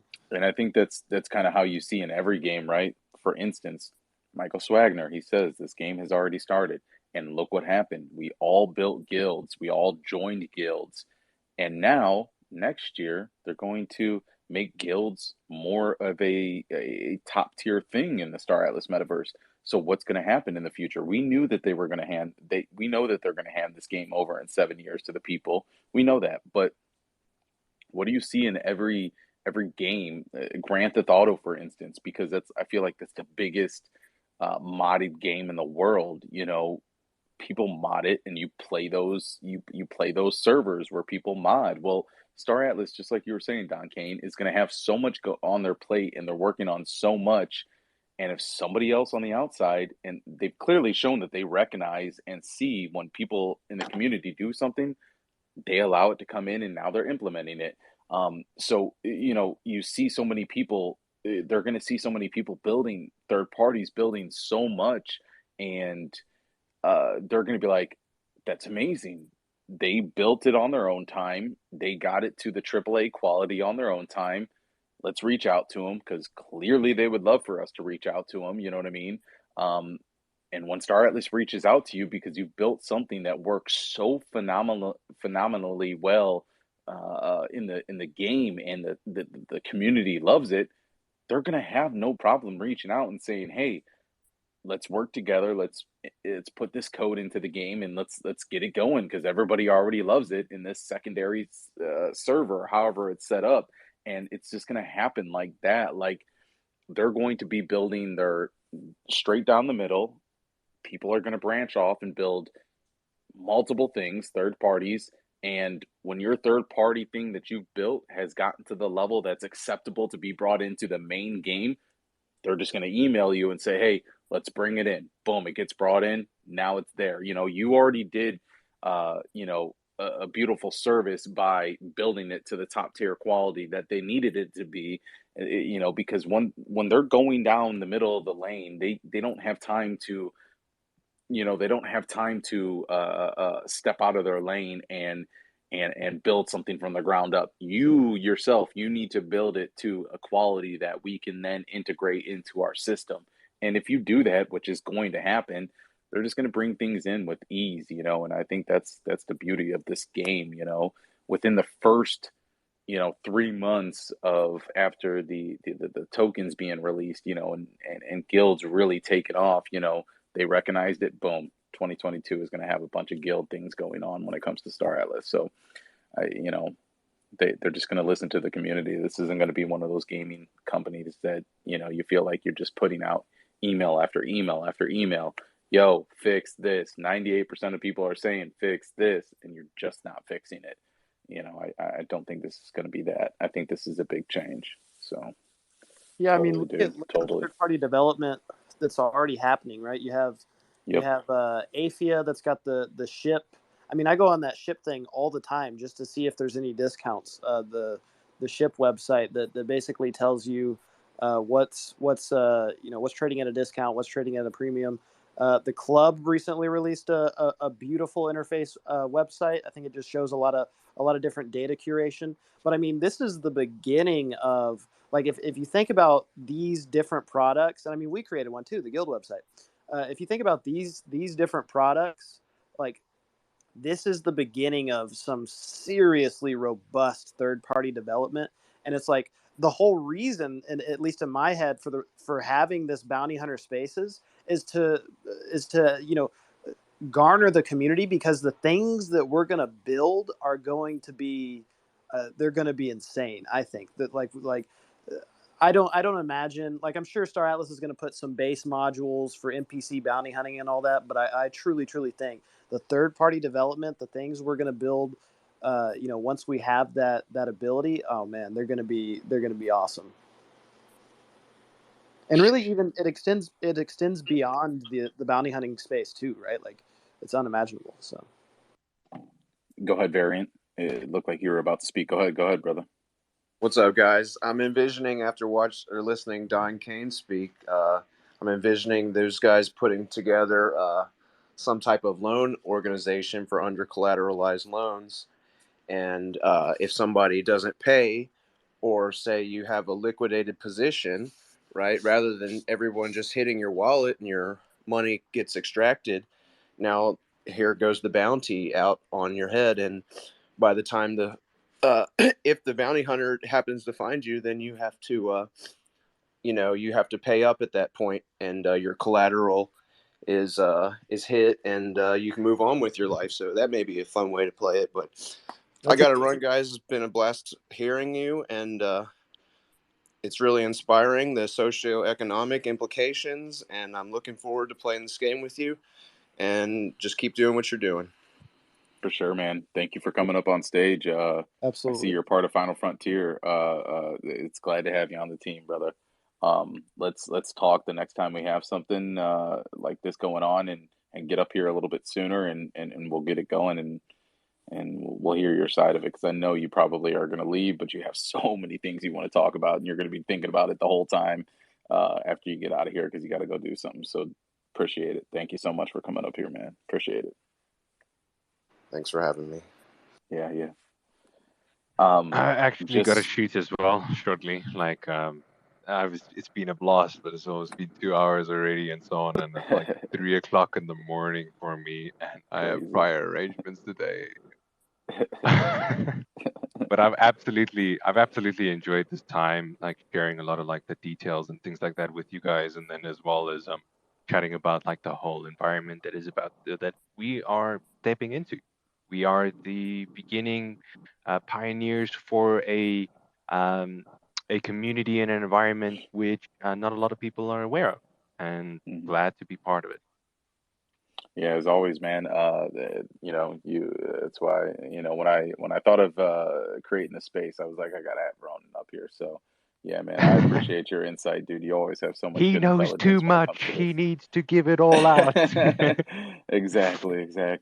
No, we need to build and we need to do more of these spaces, man, because I mean, spaces is really the way we reach people, and you know, we all have our guild chats, we all have our guild channels, and where we speak in our inside of our guilds. But you know, like I've even been letting Ardo know, you know, Final Frontier, like, yo, you need to be in these spaces. This is the place to reach Yeah. the people, and this is really the place to, like, it's just where you can bring everybody together and give everybody a voice. You know, those that want to come up, they speak and they speak. And Yeah. it's just a thing to do. So yeah, I'm gonna continue to do these. I got the YouTube channel going. I'm uploading all these. There's probably gonna be like 20 views on this. People are gonna say it's like 2 hours, but I'm telling you, yo, 2 hours is the way that you get good conversation in. Everybody knows Joe Rogan's podcast. The only reason it survives and people love it is because it's literally long and you could just really learn about what people's ideas are. So it might only have 20 views tomorrow, but I promise you, in the future, 5 years from now, like people are gonna love these discussions. But it starts today, so thank you, Ronan. I really appreciate it, man. Yeah, no, I love doing these things. I love teaching people about Star Atlas and about crypto and about metaverse because it's not a space that you want to do this alone. This is not anybody inside your zone. This is not something that you have to do alone. This is why we do these spaces and so on. This is why you're here and everything like that. We encourage you to be part of everything that we want to have, and we don't want to only have it for ourselves, but we want it more so just for you guys as well. So we want you to be part of all of these things I have a constantly. question. But yeah, no. Yes, Hold okay, on. you can go for it. Yeah, yeah. Go ahead, Okay, man. if my sorry, hold on, give me a second. If my pussy like Hold on, girls, hold on. Real quick, if my pussy real like quick. Are girls, you, is my pussy gay? nope, Oh, troll. Out of here. Out of nice. here. Get them the hell out of here. What? It Nice. ain't happening. And boom, right there on the first Twitter Spaces that I'm uploading to the YouTube, people are gonna be able to document trolls right there. Hell no. I mean, it had to happen sometime. It always happens. Go ahead, Ronan. Sorry. No. I'm just Yes. basically saying my endings and then I'm leaving it out. So, but anyway, once again, thank you very much. I appreciate the offer. I will always be down to come and talk on these things and share details with anybody who wants to know anything. And like I said before, you can always find me on the Discord, or literally you can at me in the Star Atlas Discord. I will find your message if you have a question that you don't that hasn't been answered before, and I'll be more than willing to answer it. Boom. And there it is, folks. Ronan, y'all. Everybody, please support him, follow him. Clearly, you can tell that he's got so much knowledge about this whole thing that we love called Star Atlas. So please, everybody, follow him. Do not, yeah, follow him. Do not follow him. You know what I mean? Like everybody on stage right now, follow them, please. Yeah, man. Thank you. Thank you for many. Thank you taught me not just today on your videos, everything, man. Thanks. Yeah, I do the videos not for myself. I love doing them for you guys. I honestly, it's just the drive and the passion to make more people knowledgeable about everything that they want to know. This is a space, like I've said before, I don't want to be alone in this space. That's why I always do it for you guys. But then, yeah, I will see Thank you you, guys thank you. then another time. All right, have a good night, man. Later, Ronan. Dream about Star Atlas, brother. I Good never night, not man. dream about Star Yeah. Atlas. Yeah. All right, what do you guys want to talk about? Let's keep it going. If you guys are ready for it, I'm ready for it. We're 2 hours in, but we can go more. Let's hear Yeah, it. if you don't mind. I just wanted to say as well that I hope that Don doesn't mind me saying this, but the Alessio family, I believe, are having this spaces tomorrow night as well. Oh, you guys are doing one tomorrow night? Yeah, Yeah. yeah. Oh, I'm I jumping hadn't in. You I already hadn't know. made Let's an go. announcement yet, but Sorry, I Don. guess no, you're good. You're good. I guess we'll do a stealth space. The big one is going to be next week too, but I'm definitely down Let's to have go. one tomorrow. Cool. Yeah, and even announcing it right now. I mean, there's only 30 people in here. There was like Yeah. 200 or 300 likes on this post. You know what I Yeah, mean? We're With having one Star at Atlas some point, retweeting aren't we, it, Don? yeah. and there's only like Oh yeah, I 23 saw that. I people in saw here that. this whole time. So like, it's mad low key. So anything you announce, you could be like, I don't know what you could say. Say something in here that you don't want people to know, and it's never going to get anywhere. Well, If you're about maybe. to post on YouTube, Famous there's gonna be last millions words. of views. Yeah. Never mind. It'd be in the archives. It'll never hit like 10,000 views till like 5 years later. So you're good. You're good until then. You got 5 years to like figure out how you're going to adjust to what you said in here. But yeah, no, let's definitely get that spaces going tomorrow. Let's do it. Let's do it. I'll bring you up, Moon Man. Yeah. Hell yeah, I, let's I go. think So- I think Facebook gonna catch me first, you know. Yeah, Hopefully exactly. not. Oh shit, that's too Has funny. Lux has gone, hasn't he now?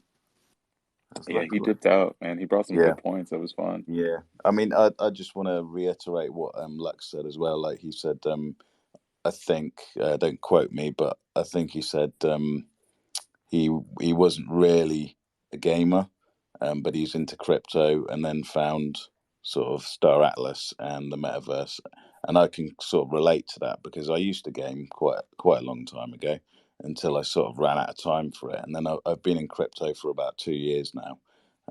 I've been doing a bit of trading, investing, made plenty of mistakes as well. Um, but yeah, with the whole Star Atlas thing, it's probably the only game that's made me actually want to play it, if you know what I mean. And it's not just down to the gameplay, is it? It's more like the community. Obviously, the opportunity of making money there is great because everybody wants to leave their real life job, I think, and and just work. Or I say work, but play in the metaverse. It's going to be Facts. much better, isn't it? Yeah, well, the way I put it is, would you rather be like an analyst someplace, or would you rather be a mob boss? You know, come join the Alessio family. Damn Be a right. mob boss. Yeah, we are here in Brazil. We are seeing a very, very changing, game changing actually, like real game change, you know.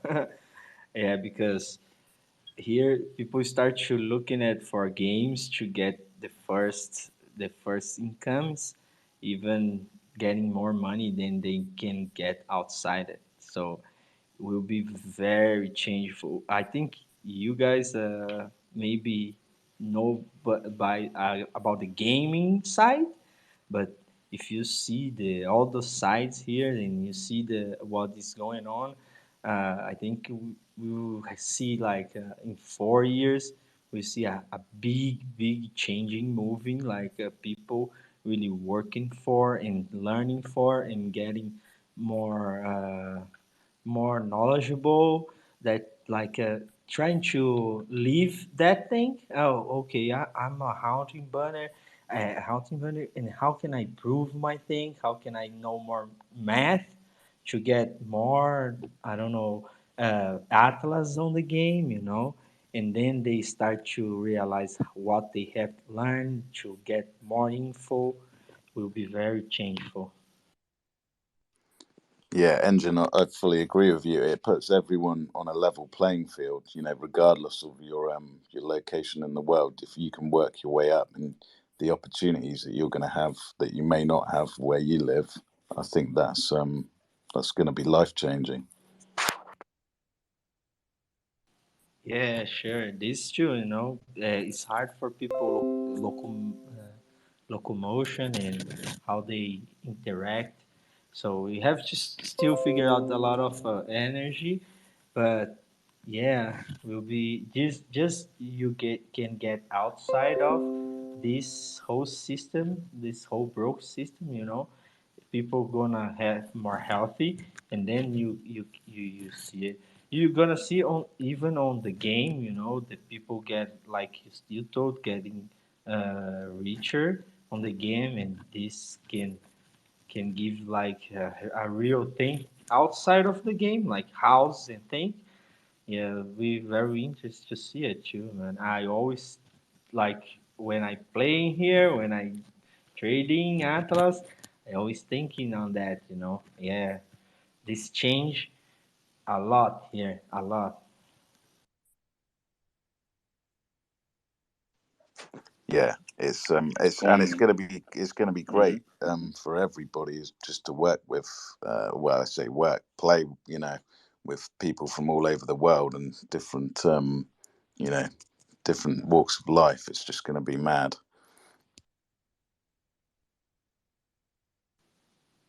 Yeah, let's bounce hunter. Our neighbors, like we here have this adversary like football.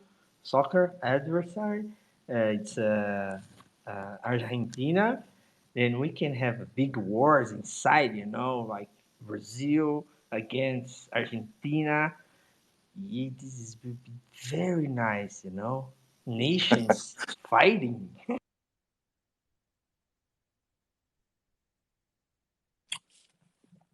Yeah, that would be crazy, yo. I agree with all those points, Engine.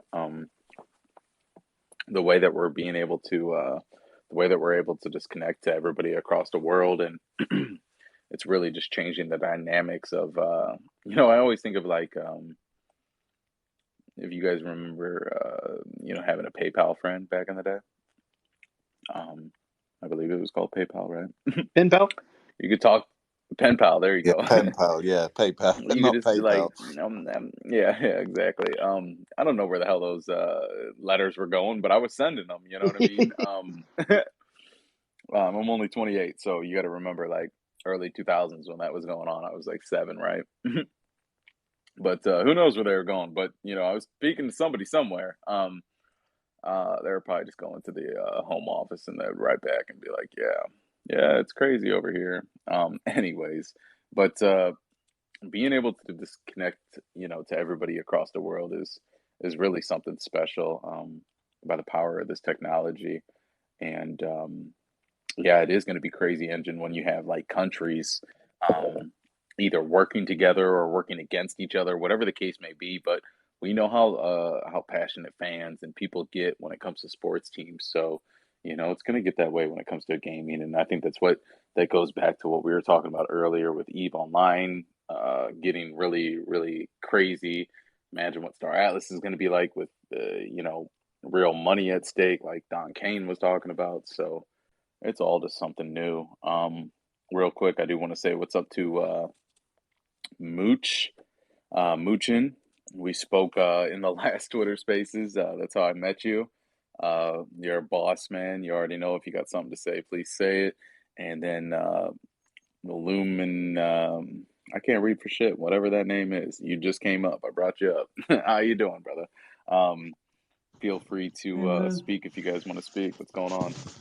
How's it going, guys? Everyone all right, man? Hell yeah, hell yeah. You doing all right tonight? Yeah, just a bit tired at the moment. Just sitting back, relaxing, and just listening to all you wonderful people, and just taking in the information. That's about it. That's the way to do it. Hell yeah, man. These Twitter Hey guys, Spaces what's up? are a beautiful thing. What's going on, man? What's Excellent. going on? Not so much, not so much. We didn't have a chance to, I guess, meet Moon. This is Thank you, Lumina. Mooch. Um, I am I'm the founder of the Turkish Star Atlas Guild, Coexist, and I'm sorry I missed the first part of well, probably the big like majority part of the AMA. I was at another AMA, that one finished, and I just hopped in here. Um, since I found Dawn too, Don, if that's okay, I would like to update some of the stuff of Coexist website on the Hmm. Atlasio Guild website. So is it okay if I send you some documents? Maybe you might want Yeah, to update. yeah, absolutely. Go for it. All right, we just released our English version of our white paper too, and our few things that needs to be updated. So I'm just gonna send them via Discord, if that's okay. Definitely, definitely. Yeah, it's okay that you came late. It's been going 2 hours and 10 minutes now, which is totally okay. If you guys ever notice when you're on Twitter, if you have a couple of followers and some of them do Twitter Spaces, generally, like there's a lot of them that I see just go for hours and hours and hours. And I marked on my calendar that doing it this Thursday that I wanted to. Just keep it going for as long as it wanted to go. So the fact that we went long enough for you to make it, I'm super appreciative of that. And Absolutely. super glad that you can come up here if you want to toss any ideas in on what we're talking about. Just to kind of reset the room, you already see in the title, we're talking about bounty hunting in the Star Atlas Metaverse. And we're just having a free flowing conversation, anything Metaverse, anything Star Atlas, and anything just really what you want to talk about. Please feel free to bring it up.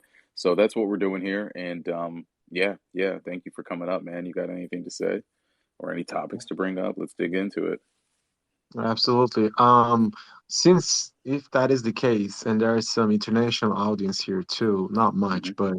but we also released the because we did sort of a tutorial mini game for Star Atlas on Unreal Engine 4, and we released it, and we also released the English version of it too with the English voiceover. So the mini game is like it's pretty much showing what Star Atlas is about. There are some quests that you can do, walk around, or learn about ships and game and the white paper itself.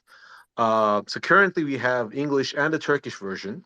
But if there are any other international audience out there who are interested to help us with some voiceovers with their own language, like Spanish or Portuguese, you're more than welcome to reach out to me at any time, and we are more than welcome to add those additional languages for our minigame.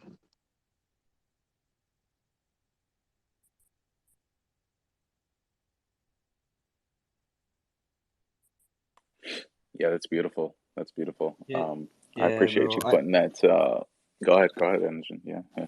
No, I can help you on the Portuguese part. I will hit you. Absolutely.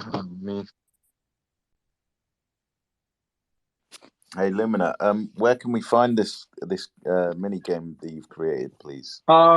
We tweeted it multiple times. It's on my tweets, on our coexist Twitter too. Majority of I would assume all of the UMA should be already aware of it because I shared it in the UMA chat too. Um, Cheers, bro. and I've just given you a follow, so I'll have a look in there for that. yeah, Thanks for that. Appreciate it. yep. And maybe I should just um, tag you on that thing too, so that Yeah, thanks, man. That'd be cool. Thank you. the moon man. Yeah, feel free to tag me in anything. That goes to everybody. If you guys just want to tag me in anything, I always give a like. I always, you know, feel free to tag me. I don't mind. There you go. Yeah, Can you Archetype, pin? I see you waving Archetype down there in the audience. Do you want to come up? Raise your hand if you want to come up, or maybe you're just waving like hello, hello, and I'll say hello back to you. I'll invite you to speak. I don't know if you're maybe trying to come up here. Please do if you are. I invited you. If not, hello. somebody said luminous. Does someone have a question? Yeah, can you pin here on the top? You know that that thing you're gonna like mark people would be easy for everyone. Do you? Well, let me follow you, Engineer Guild, so you can see the link.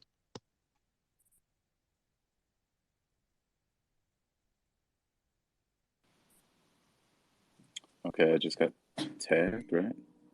Yeah, I Yep. think. Okay, let's go. Let's see this.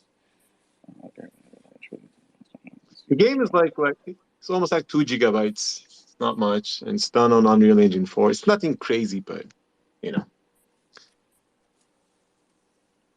Yeah, let me look into it right now. I'm on my phone. Let me look at it. Let me look at it. All right, Well, I got the engineer. what is? I see the Metaverse Me. Wait, what is this? Is this? Wait, hold on. Is this the? Yo, are you the guy that does all the YouTube videos? The YouTube videos. Yeah, yeah, yeah, yeah, yeah. The who just tagged me in this? I'm tagging you now. Let's collab. I do essay videos as part of That's Athenia. not me. Oh no, that's not you. Thank you for tagging me. Metaverse, are you in here right now? Is he in here right now? I don't know if he's in here right now. That's that's me. Yeah, Metaverse, how are you in here but not in here? Sorry, Lumina. Sorry, sorry. How is he No, it's speaking all to me right. through Twitter, but he's not actually in here? This is crazy. Um, this is nuts. I am, he says. I am, but I don't see your name. I don't see the. Where are you and who are you? I know who you are. Either way, I'll drag that on forever. That little character act. Sorry. Anyways, but yes, Metaverse. I've literally watched quite a few of your videos. You are always rock solid with the videos. Um, I'm on computer, probably doesn't show me. Okay, yeah. That's got to be what it is. Yeah, dude, I watch your videos all the time. You're super chill, dude. You make great content, super relaxed, and I don't know, you're super informative. So that's nuts. You reached out to me. I'm fucking starstruck right now, man. I'm a real human. I'm not like trying to just put on a persona, y'all. I'm a real human. Um, I'm full of love, man. This is crazy, yo. He just reached out to me. But yes, damn it, the power to the people. Let's go, everybody. um, who's got to say something? Anybody just want to talk about love, man? Anybody just want to talk about like life and great things that are going on? You know what? Actually, everybody right now, speakers up here too, but raise your hand if you're in the audience. This goes for everybody. What's a goal that you've achieved this year? For real, man. I love seeing people succeed. What's a goal that you've achieved this year? Audience members, come up, raise your hand if you want to speak and say one that you've done and achieved this year. Speakers up here right now, what have you achieved this year that you're extremely happy about and that you just want to shill to the community? This is the time to talk your shit. Let's go, dude. Yeah, go ahead. Whichever one of you guys want to go ahead. Mooch, go ahead. You raised your hand. Go ahead. So go ahead, speaker. Engineer, you can go ahead. Notice. No, Mooch, you got it. You got it. Go ahead. Go ahead. Yeah, the thing I achieved, what I'm really proud of, is the fact that I've actually come onto Twitter Spaces and actually started speaking, because I was very shy and scared and thought, what are people going to think about me and blah, blah, blah. So I've just totally changed. My perspective's changed. And that's only because I've been on Spaces before, but I've never had the chance to speak, or there was just too many people, or everybody was doing their own thing and they weren't really interacting. They were just doing their own chill out thing and they weren't really bothered about anything. But since joining this community and, I met the Moon Man through, another space, and yeah, they just give you the opportunity. You can just talk about anything and everything, and it just gave me the confidence. Just hop on any Discord and just say hello to everybody. I think that's, like, for me, personal achievement. That's, I'm proud of that. So yeah, thank you. You're welcome, man. And I'll be the first to say, man, I'm gonna spaz out and give my flowers and give my love and spread it to anybody, man. You're a great person. You know, we just met the other day and you spoke for the first time and you were a little bit shy about it. Look, I just spoke on Twitter Spaces probably no more than a month or two ago, right? So I'm right there in the same boat as you are, man. And yeah, dude, we fucking love you. I love having you up here. You're always going to be brought on stage if you ever raise your hand in the audience of mine. And if you ever want to, host your own, I'll share it, man. Let's have you as a host. Let's Cool. work up to that, man. The people want to hear you. They love you. I Yeah. And appreciate you're a you, good thank you. speaker too, man. Never have any insecurities. That's why I'm trying to build this Discord that That's the has first mental time health. someone's ever said to me that I'm a good speaker. I just feel like I just waffle on about life and kids and my wife and just family and life and charity, and sometimes I just talk. I just start on one thing and I'll just go from one thing to another thing to another thing, and I just lose myself sometimes. So yeah, if you ever feel like I'm waffling or anything, do Not stop at me, all. because sometimes I just repeat myself. But things like this is what's actually made me more confident speaking. Now, first I used to think twice before saying anything. Now I just say it, and there's Yes, always some people are gonna like you, some people are not gonna like you. So this is exactly. life, this is the world, and these spaces that I personally go to, like yourselves and a few others, or quite a few others, I only go to the ones where I know that they're going to appreciate you, whatever. So if you just start talking about one subject, or they'll just let you shill something, and they'll let that, this is something unique. I think you guys are like the I can't think of a word, the game changers or the pioneers of this sort of Twitter spaces, where you just allow people to sometimes shill their stuff, to pin, to just talk about anything. I think that's what's needed in this Twitter Spaces. I think sometimes it can be just everybody's working, or most people are working and they just want to come back from work. They just want somewhere to de-stress, chat about life, other than work. Sometimes we're talking about NFTs and life in general and crypto, and we cover everything, but just sometimes just speaking your heart out, or what you feel or what you think, it just helps out, especially for me, because I've suffered from depression for the last 10 years. So something like this is very good for me. It's healing for me. It's soothing and comforting to know that there's people at the other side of the world. I'm from the UK. You can probably guess from my accent. There's someone across the whole world, that other side of the world, who's willing to listen. And I don't know them from Adam. I don't never met them in real life, but they become part of your life, a family. So yeah, that's one good thing I like about these Twitter Spaces. Well, I'm always glad to have you up here. I'll even go as far as to say this, as much as to show that, I love you. You know what I mean? And I don't mind saying that to people. I think there needs to be more love in this world. I'm just gonna throw that out there right now.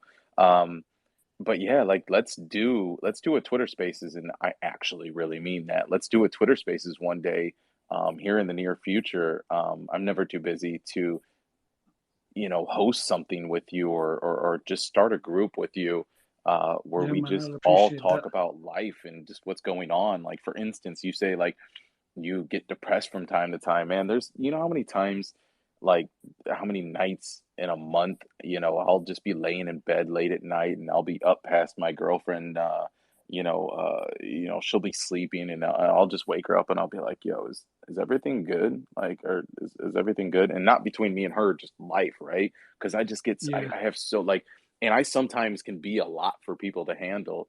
Um, and because I talk so fast, or I've got so much energy, but also in the same time my brain is just going 1,000 miles per hour, and I'm thinking about yeah, so much, you know what I mean? And everybody in life is thinking about so much.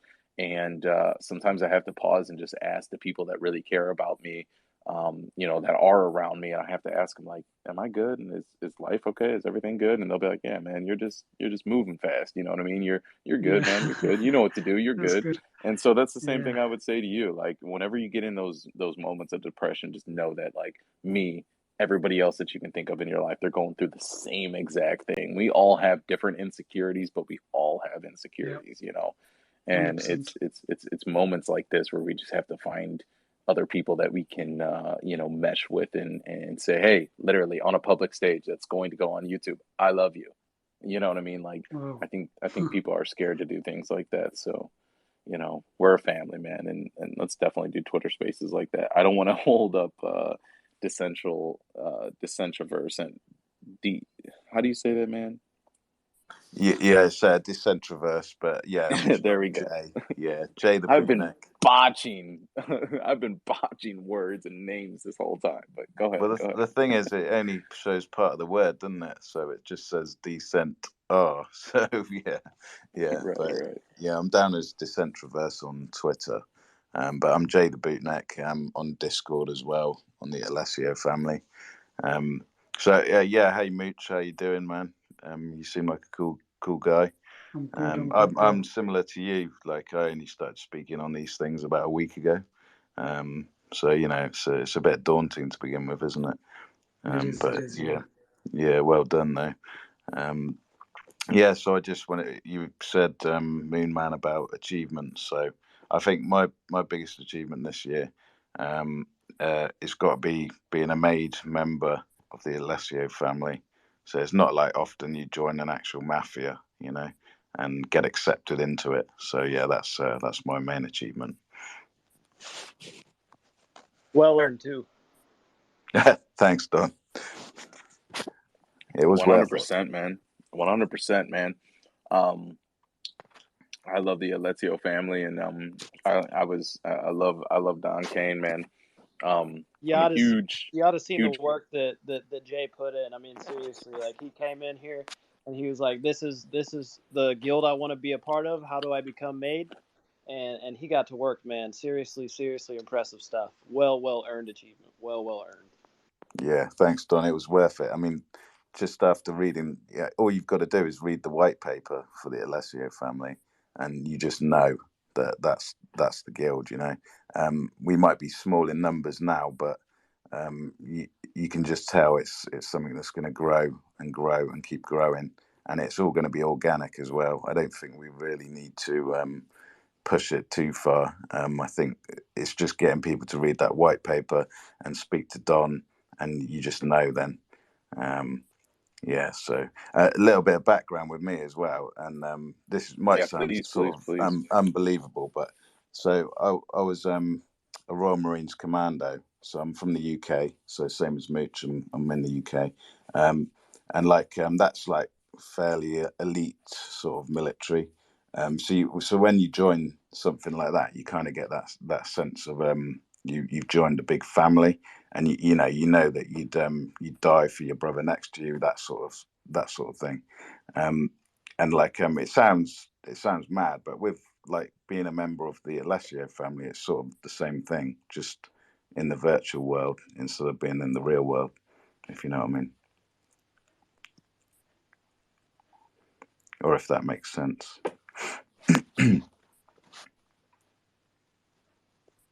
Yes, 100% it does. It does, man. And that's exactly why I wanted everybody to shill what they've been doing in life, the goals that they accomplished, and because I'm just a big fan of just everybody else succeeding and pushing other people to do their own thing. And um, I got to speak to Don Kane about all the things that you've done. And if you got 30 more minutes, please shill all that you've done, because I think everybody in here and everybody in the future, when they listen to this, they're going to want to know who you are, and just know that anything that you say here in the future will definitely be seen. So it has to be written in stone, and that's the beauty of blockchain. That's the beauty of technology. So, man, yeah, thank you. And we're definitely gonna work together in the future and just fucking snipe some dudes, you know what I mean, and get some money, you know. Look forward to it. Look forward to it. Let's go. Let's do it. S4B, I seen you. I brought you up here. You raised your hand. I know you were wanting to say something. You kind of came in right at that. Shill your goals of that you've accomplished this year. Let's hear it, brother. Let's go. Hey, what's going on? What's going on? What's Thanks for going on, doing man? this, man. This is awesome. Um, I've been kind of tuning in that everything that's been going around Star Atlas, and it's so good to see like everyone from different parts of the world coming together and kind of shying away from their real life and connecting with people that have common goals and views. Sometimes like within my family, for example, they don't understand sometimes what I talk about in terms of crypto in the future and when we're headed. So it's kind of difficult to, have a conversation with your family when they're not really into it. So for, someone to jump into these spaces and hear different people kind of share the same goals and visions and be in tuned with one another is pretty awesome.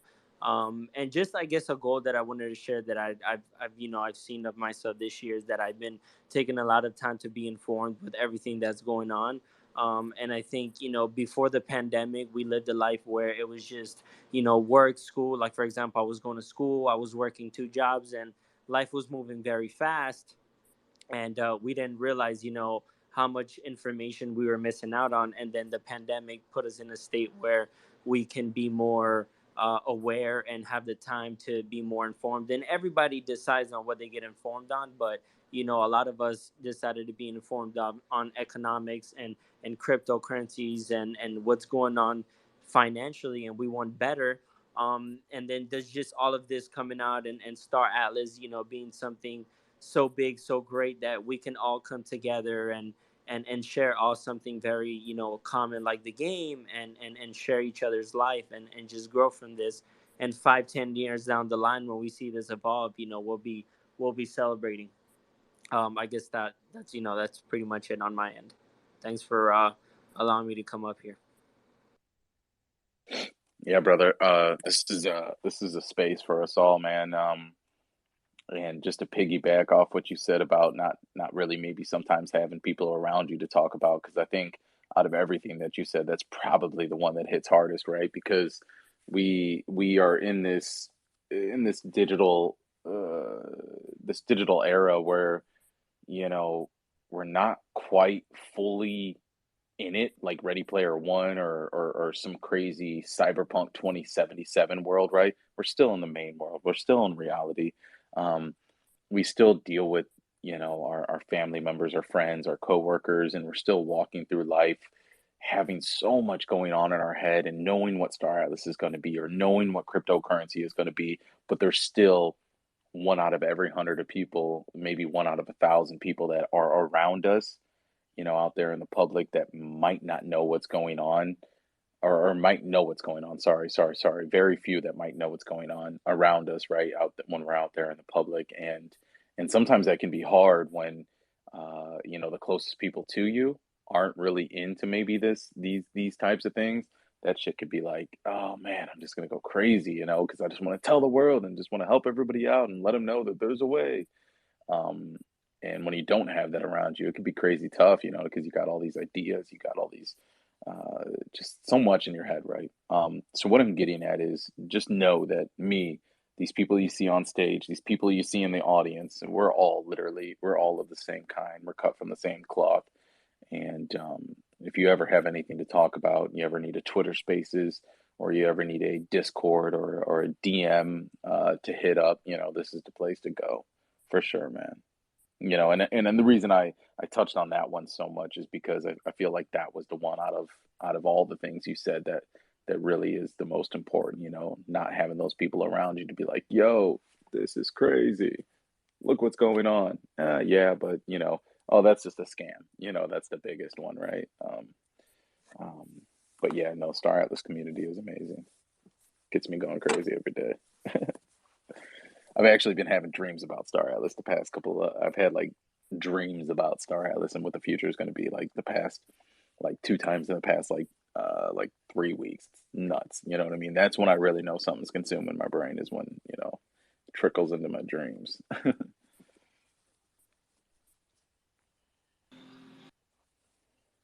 Yeah, go ahead, Engine, or anybody else. Yeah, go ahead. Yeah, What's your man. goals that you've accomplished this year? Let's hear it. I, uh, I don't know, man. I just find a way to maybe live from crypto. This is a goal I have been following like 5 years. What I can do it, how can I do it, okay, I just leave it there, what I gonna do it, I have like people to talk it, how can I do it there, it's so far from like my reality here. I don't have like too many friends like you told, so this part of I can live from that, I can provide from my family if I put like my right moves and I get like a good entry. I got it, and I think I got it, so I'm ready to release. I can have this future. So I have like my new kid this year. It's very accomplished, but more than that, is like I can maybe I will have a place I can live. I can bring healthy for my family from there, and I just can enjoy the life, outside it will be like very very good, and this is like a dream I had like for maybe years since I had crypto. I was thinking, how can I do I would do a project, but so I have to stop working and do the project. How can I manage it like money? And then when we saw it, and actually I got like more into on capital, but not just that, I got on the right time, and we are on the all this energy too, in the scope of the project. I got Hmm. very very excited, man. I think this is a very accomplished for me. And yes, because I can be jumping around, trading, okay, but not think I can really engage, And this give me like something to do it, and not just that, and give me a whole perspective. I can put kids on that, and they can get money, and I can like introduce this more fairly, is giving me a lot of hope. And this is like I think what people was telling like about we can get hope on life too. Don't don't get too much stress on outside or things we gonna do. Just think we love it. We don't need to listen for things we don't want it. So this will give real power. So I'm very like get hope on inside me. We can do this together, man. You know. And thanks for everyone. You know. Yeah, thank you. Thank you. I think one of the biggest things in life is hope. That's literally at any scale or any side of the pendulum or any side of the spectrum, right? Is hope.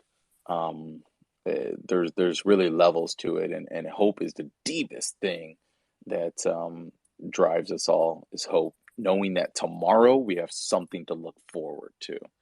That's super important when it comes to human life and what's coded into our DNA, right? Um, so the fact that, you know, me and you know, can be together and both look forward to something and have hope um, through Star Atlas, man, this is something crazy. It's beautiful. Um, so thank you for coming up here and all the discussion you've um, all the things that you've put into the discussion, and I really am really thankful for you coming up here and speaking and just giving your opinions on everything, really giving your outlook on life and hope, man. Hope. That's a really deep thing. That's a really deep thing. This is Lumina. Hmm. I'm gonna have to take care of my daughter, so I'm gonna leave. I'll say goodbye to you all. And do we have an UMA meeting this Saturday? Because we didn't do it last Saturday. Don Kane would know that. I'm not a leader. I'm just a Final Frontier officer. What's up, guys? I So apologize. so Don Kane would know that. Yeah, What happened? he's Don, asking do we about have UMA do we have a leaders. UMA meeting this Saturday since we didn't do it last week? Is Uh, that Kristen available this weekend? that I do not know. I know we haven't had really any infrastructure type things that we've had to talk about since the legality of the UMO. Yeah. Probably, I'm sure Christian will make an announcement soon. All right. Okay. Well, I gotta go. It's nice talking to you all. I'll see you Thank you for soon. coming up. You Yeah, always got a absolutely. place on stage. You always Yep. got a place on stage. I appreciate it, Moon. Thanks. Have a Take great it night. easy, brother. Yep. You too. Later, Don. And engineer, I sent you all the information that you need. So if you guys interested, you can just send me the Spanish voiceovers for the game, and that will be it. We'll just include it. All right. Have a good night, guys. Have a good night. Thank you. The Good night. Centroverse. Go ahead. Go ahead. Yeah, so yeah, I was just going to say, reiterate what Engine said was quite interesting to me, because it's really, hope. Like you say, me man, hope is the main thing, isn't it? But it's like your journey there. It's really hard to make your mind up what you're doing. So I've been investing, doing a bit of trading, flip flopping between the two. Longer term, short term trading, trying to work out what fits me best, and then you end up sort of failing at one, so then you think, I'm going to switch it around now, I'm going to do the other one, and then maybe that doesn't go too well, like there's a big correction, and it's like a massive emotional roller coaster to begin with, isn't it? But I think with the launch of Star Atlas and the potential of the metaverse now, definitely gives you a lot more hope. But at the same time, like I've noticed, as with crypto, people get very impatient, and I've noticed a lot of people on on the Twitter on Star Atlas, sort of when mini game, when this, and they start getting impatient. But I think the most important thing to note for us is, being in a guild now, I mean, it doesn't even matter really. If Star Atlas didn't even launch, it wouldn't even matter to us now, would it? Because we've already built something. We've already been building, and regardless of what happens, the community now can make anything work.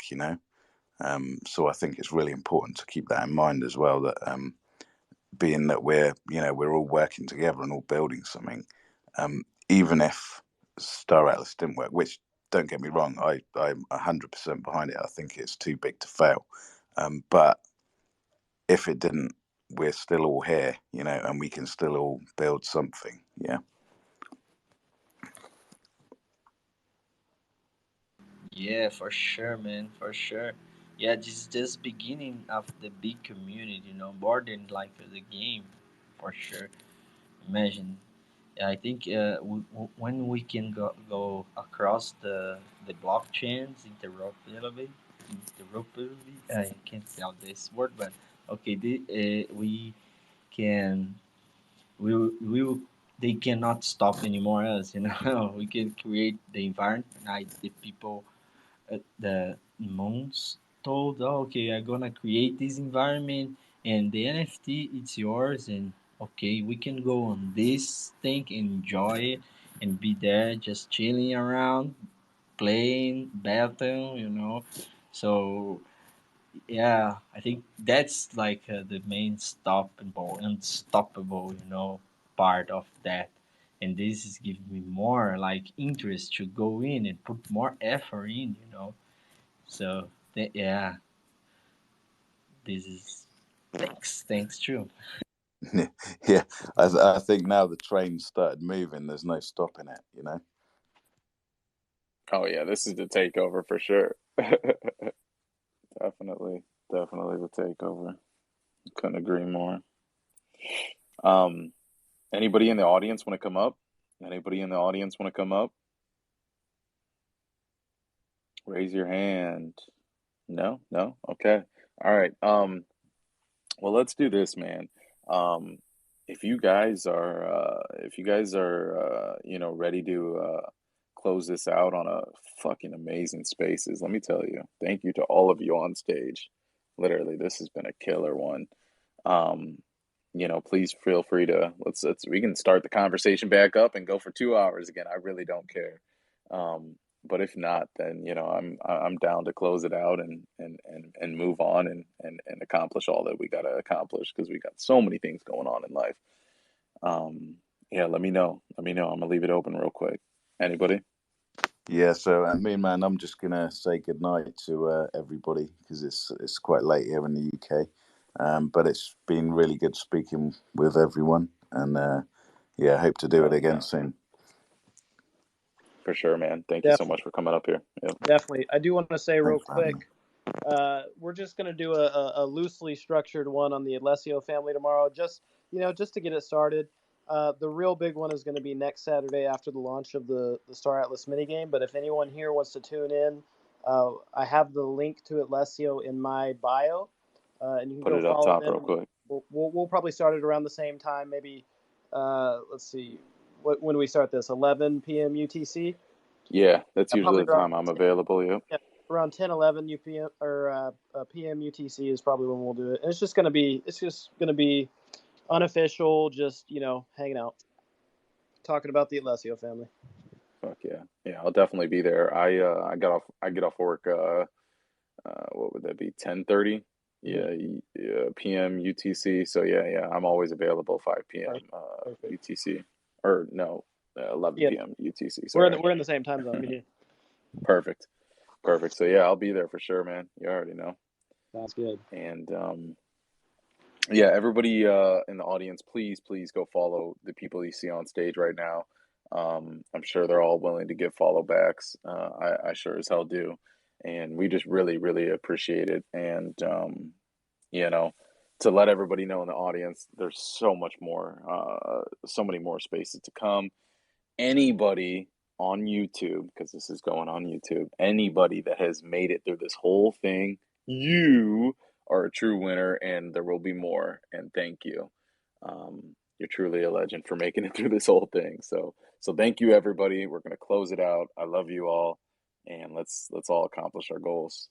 Everybody have a good night. Thank you, Moon. Thank you very much, Thank you. man, for Good night. everything. Good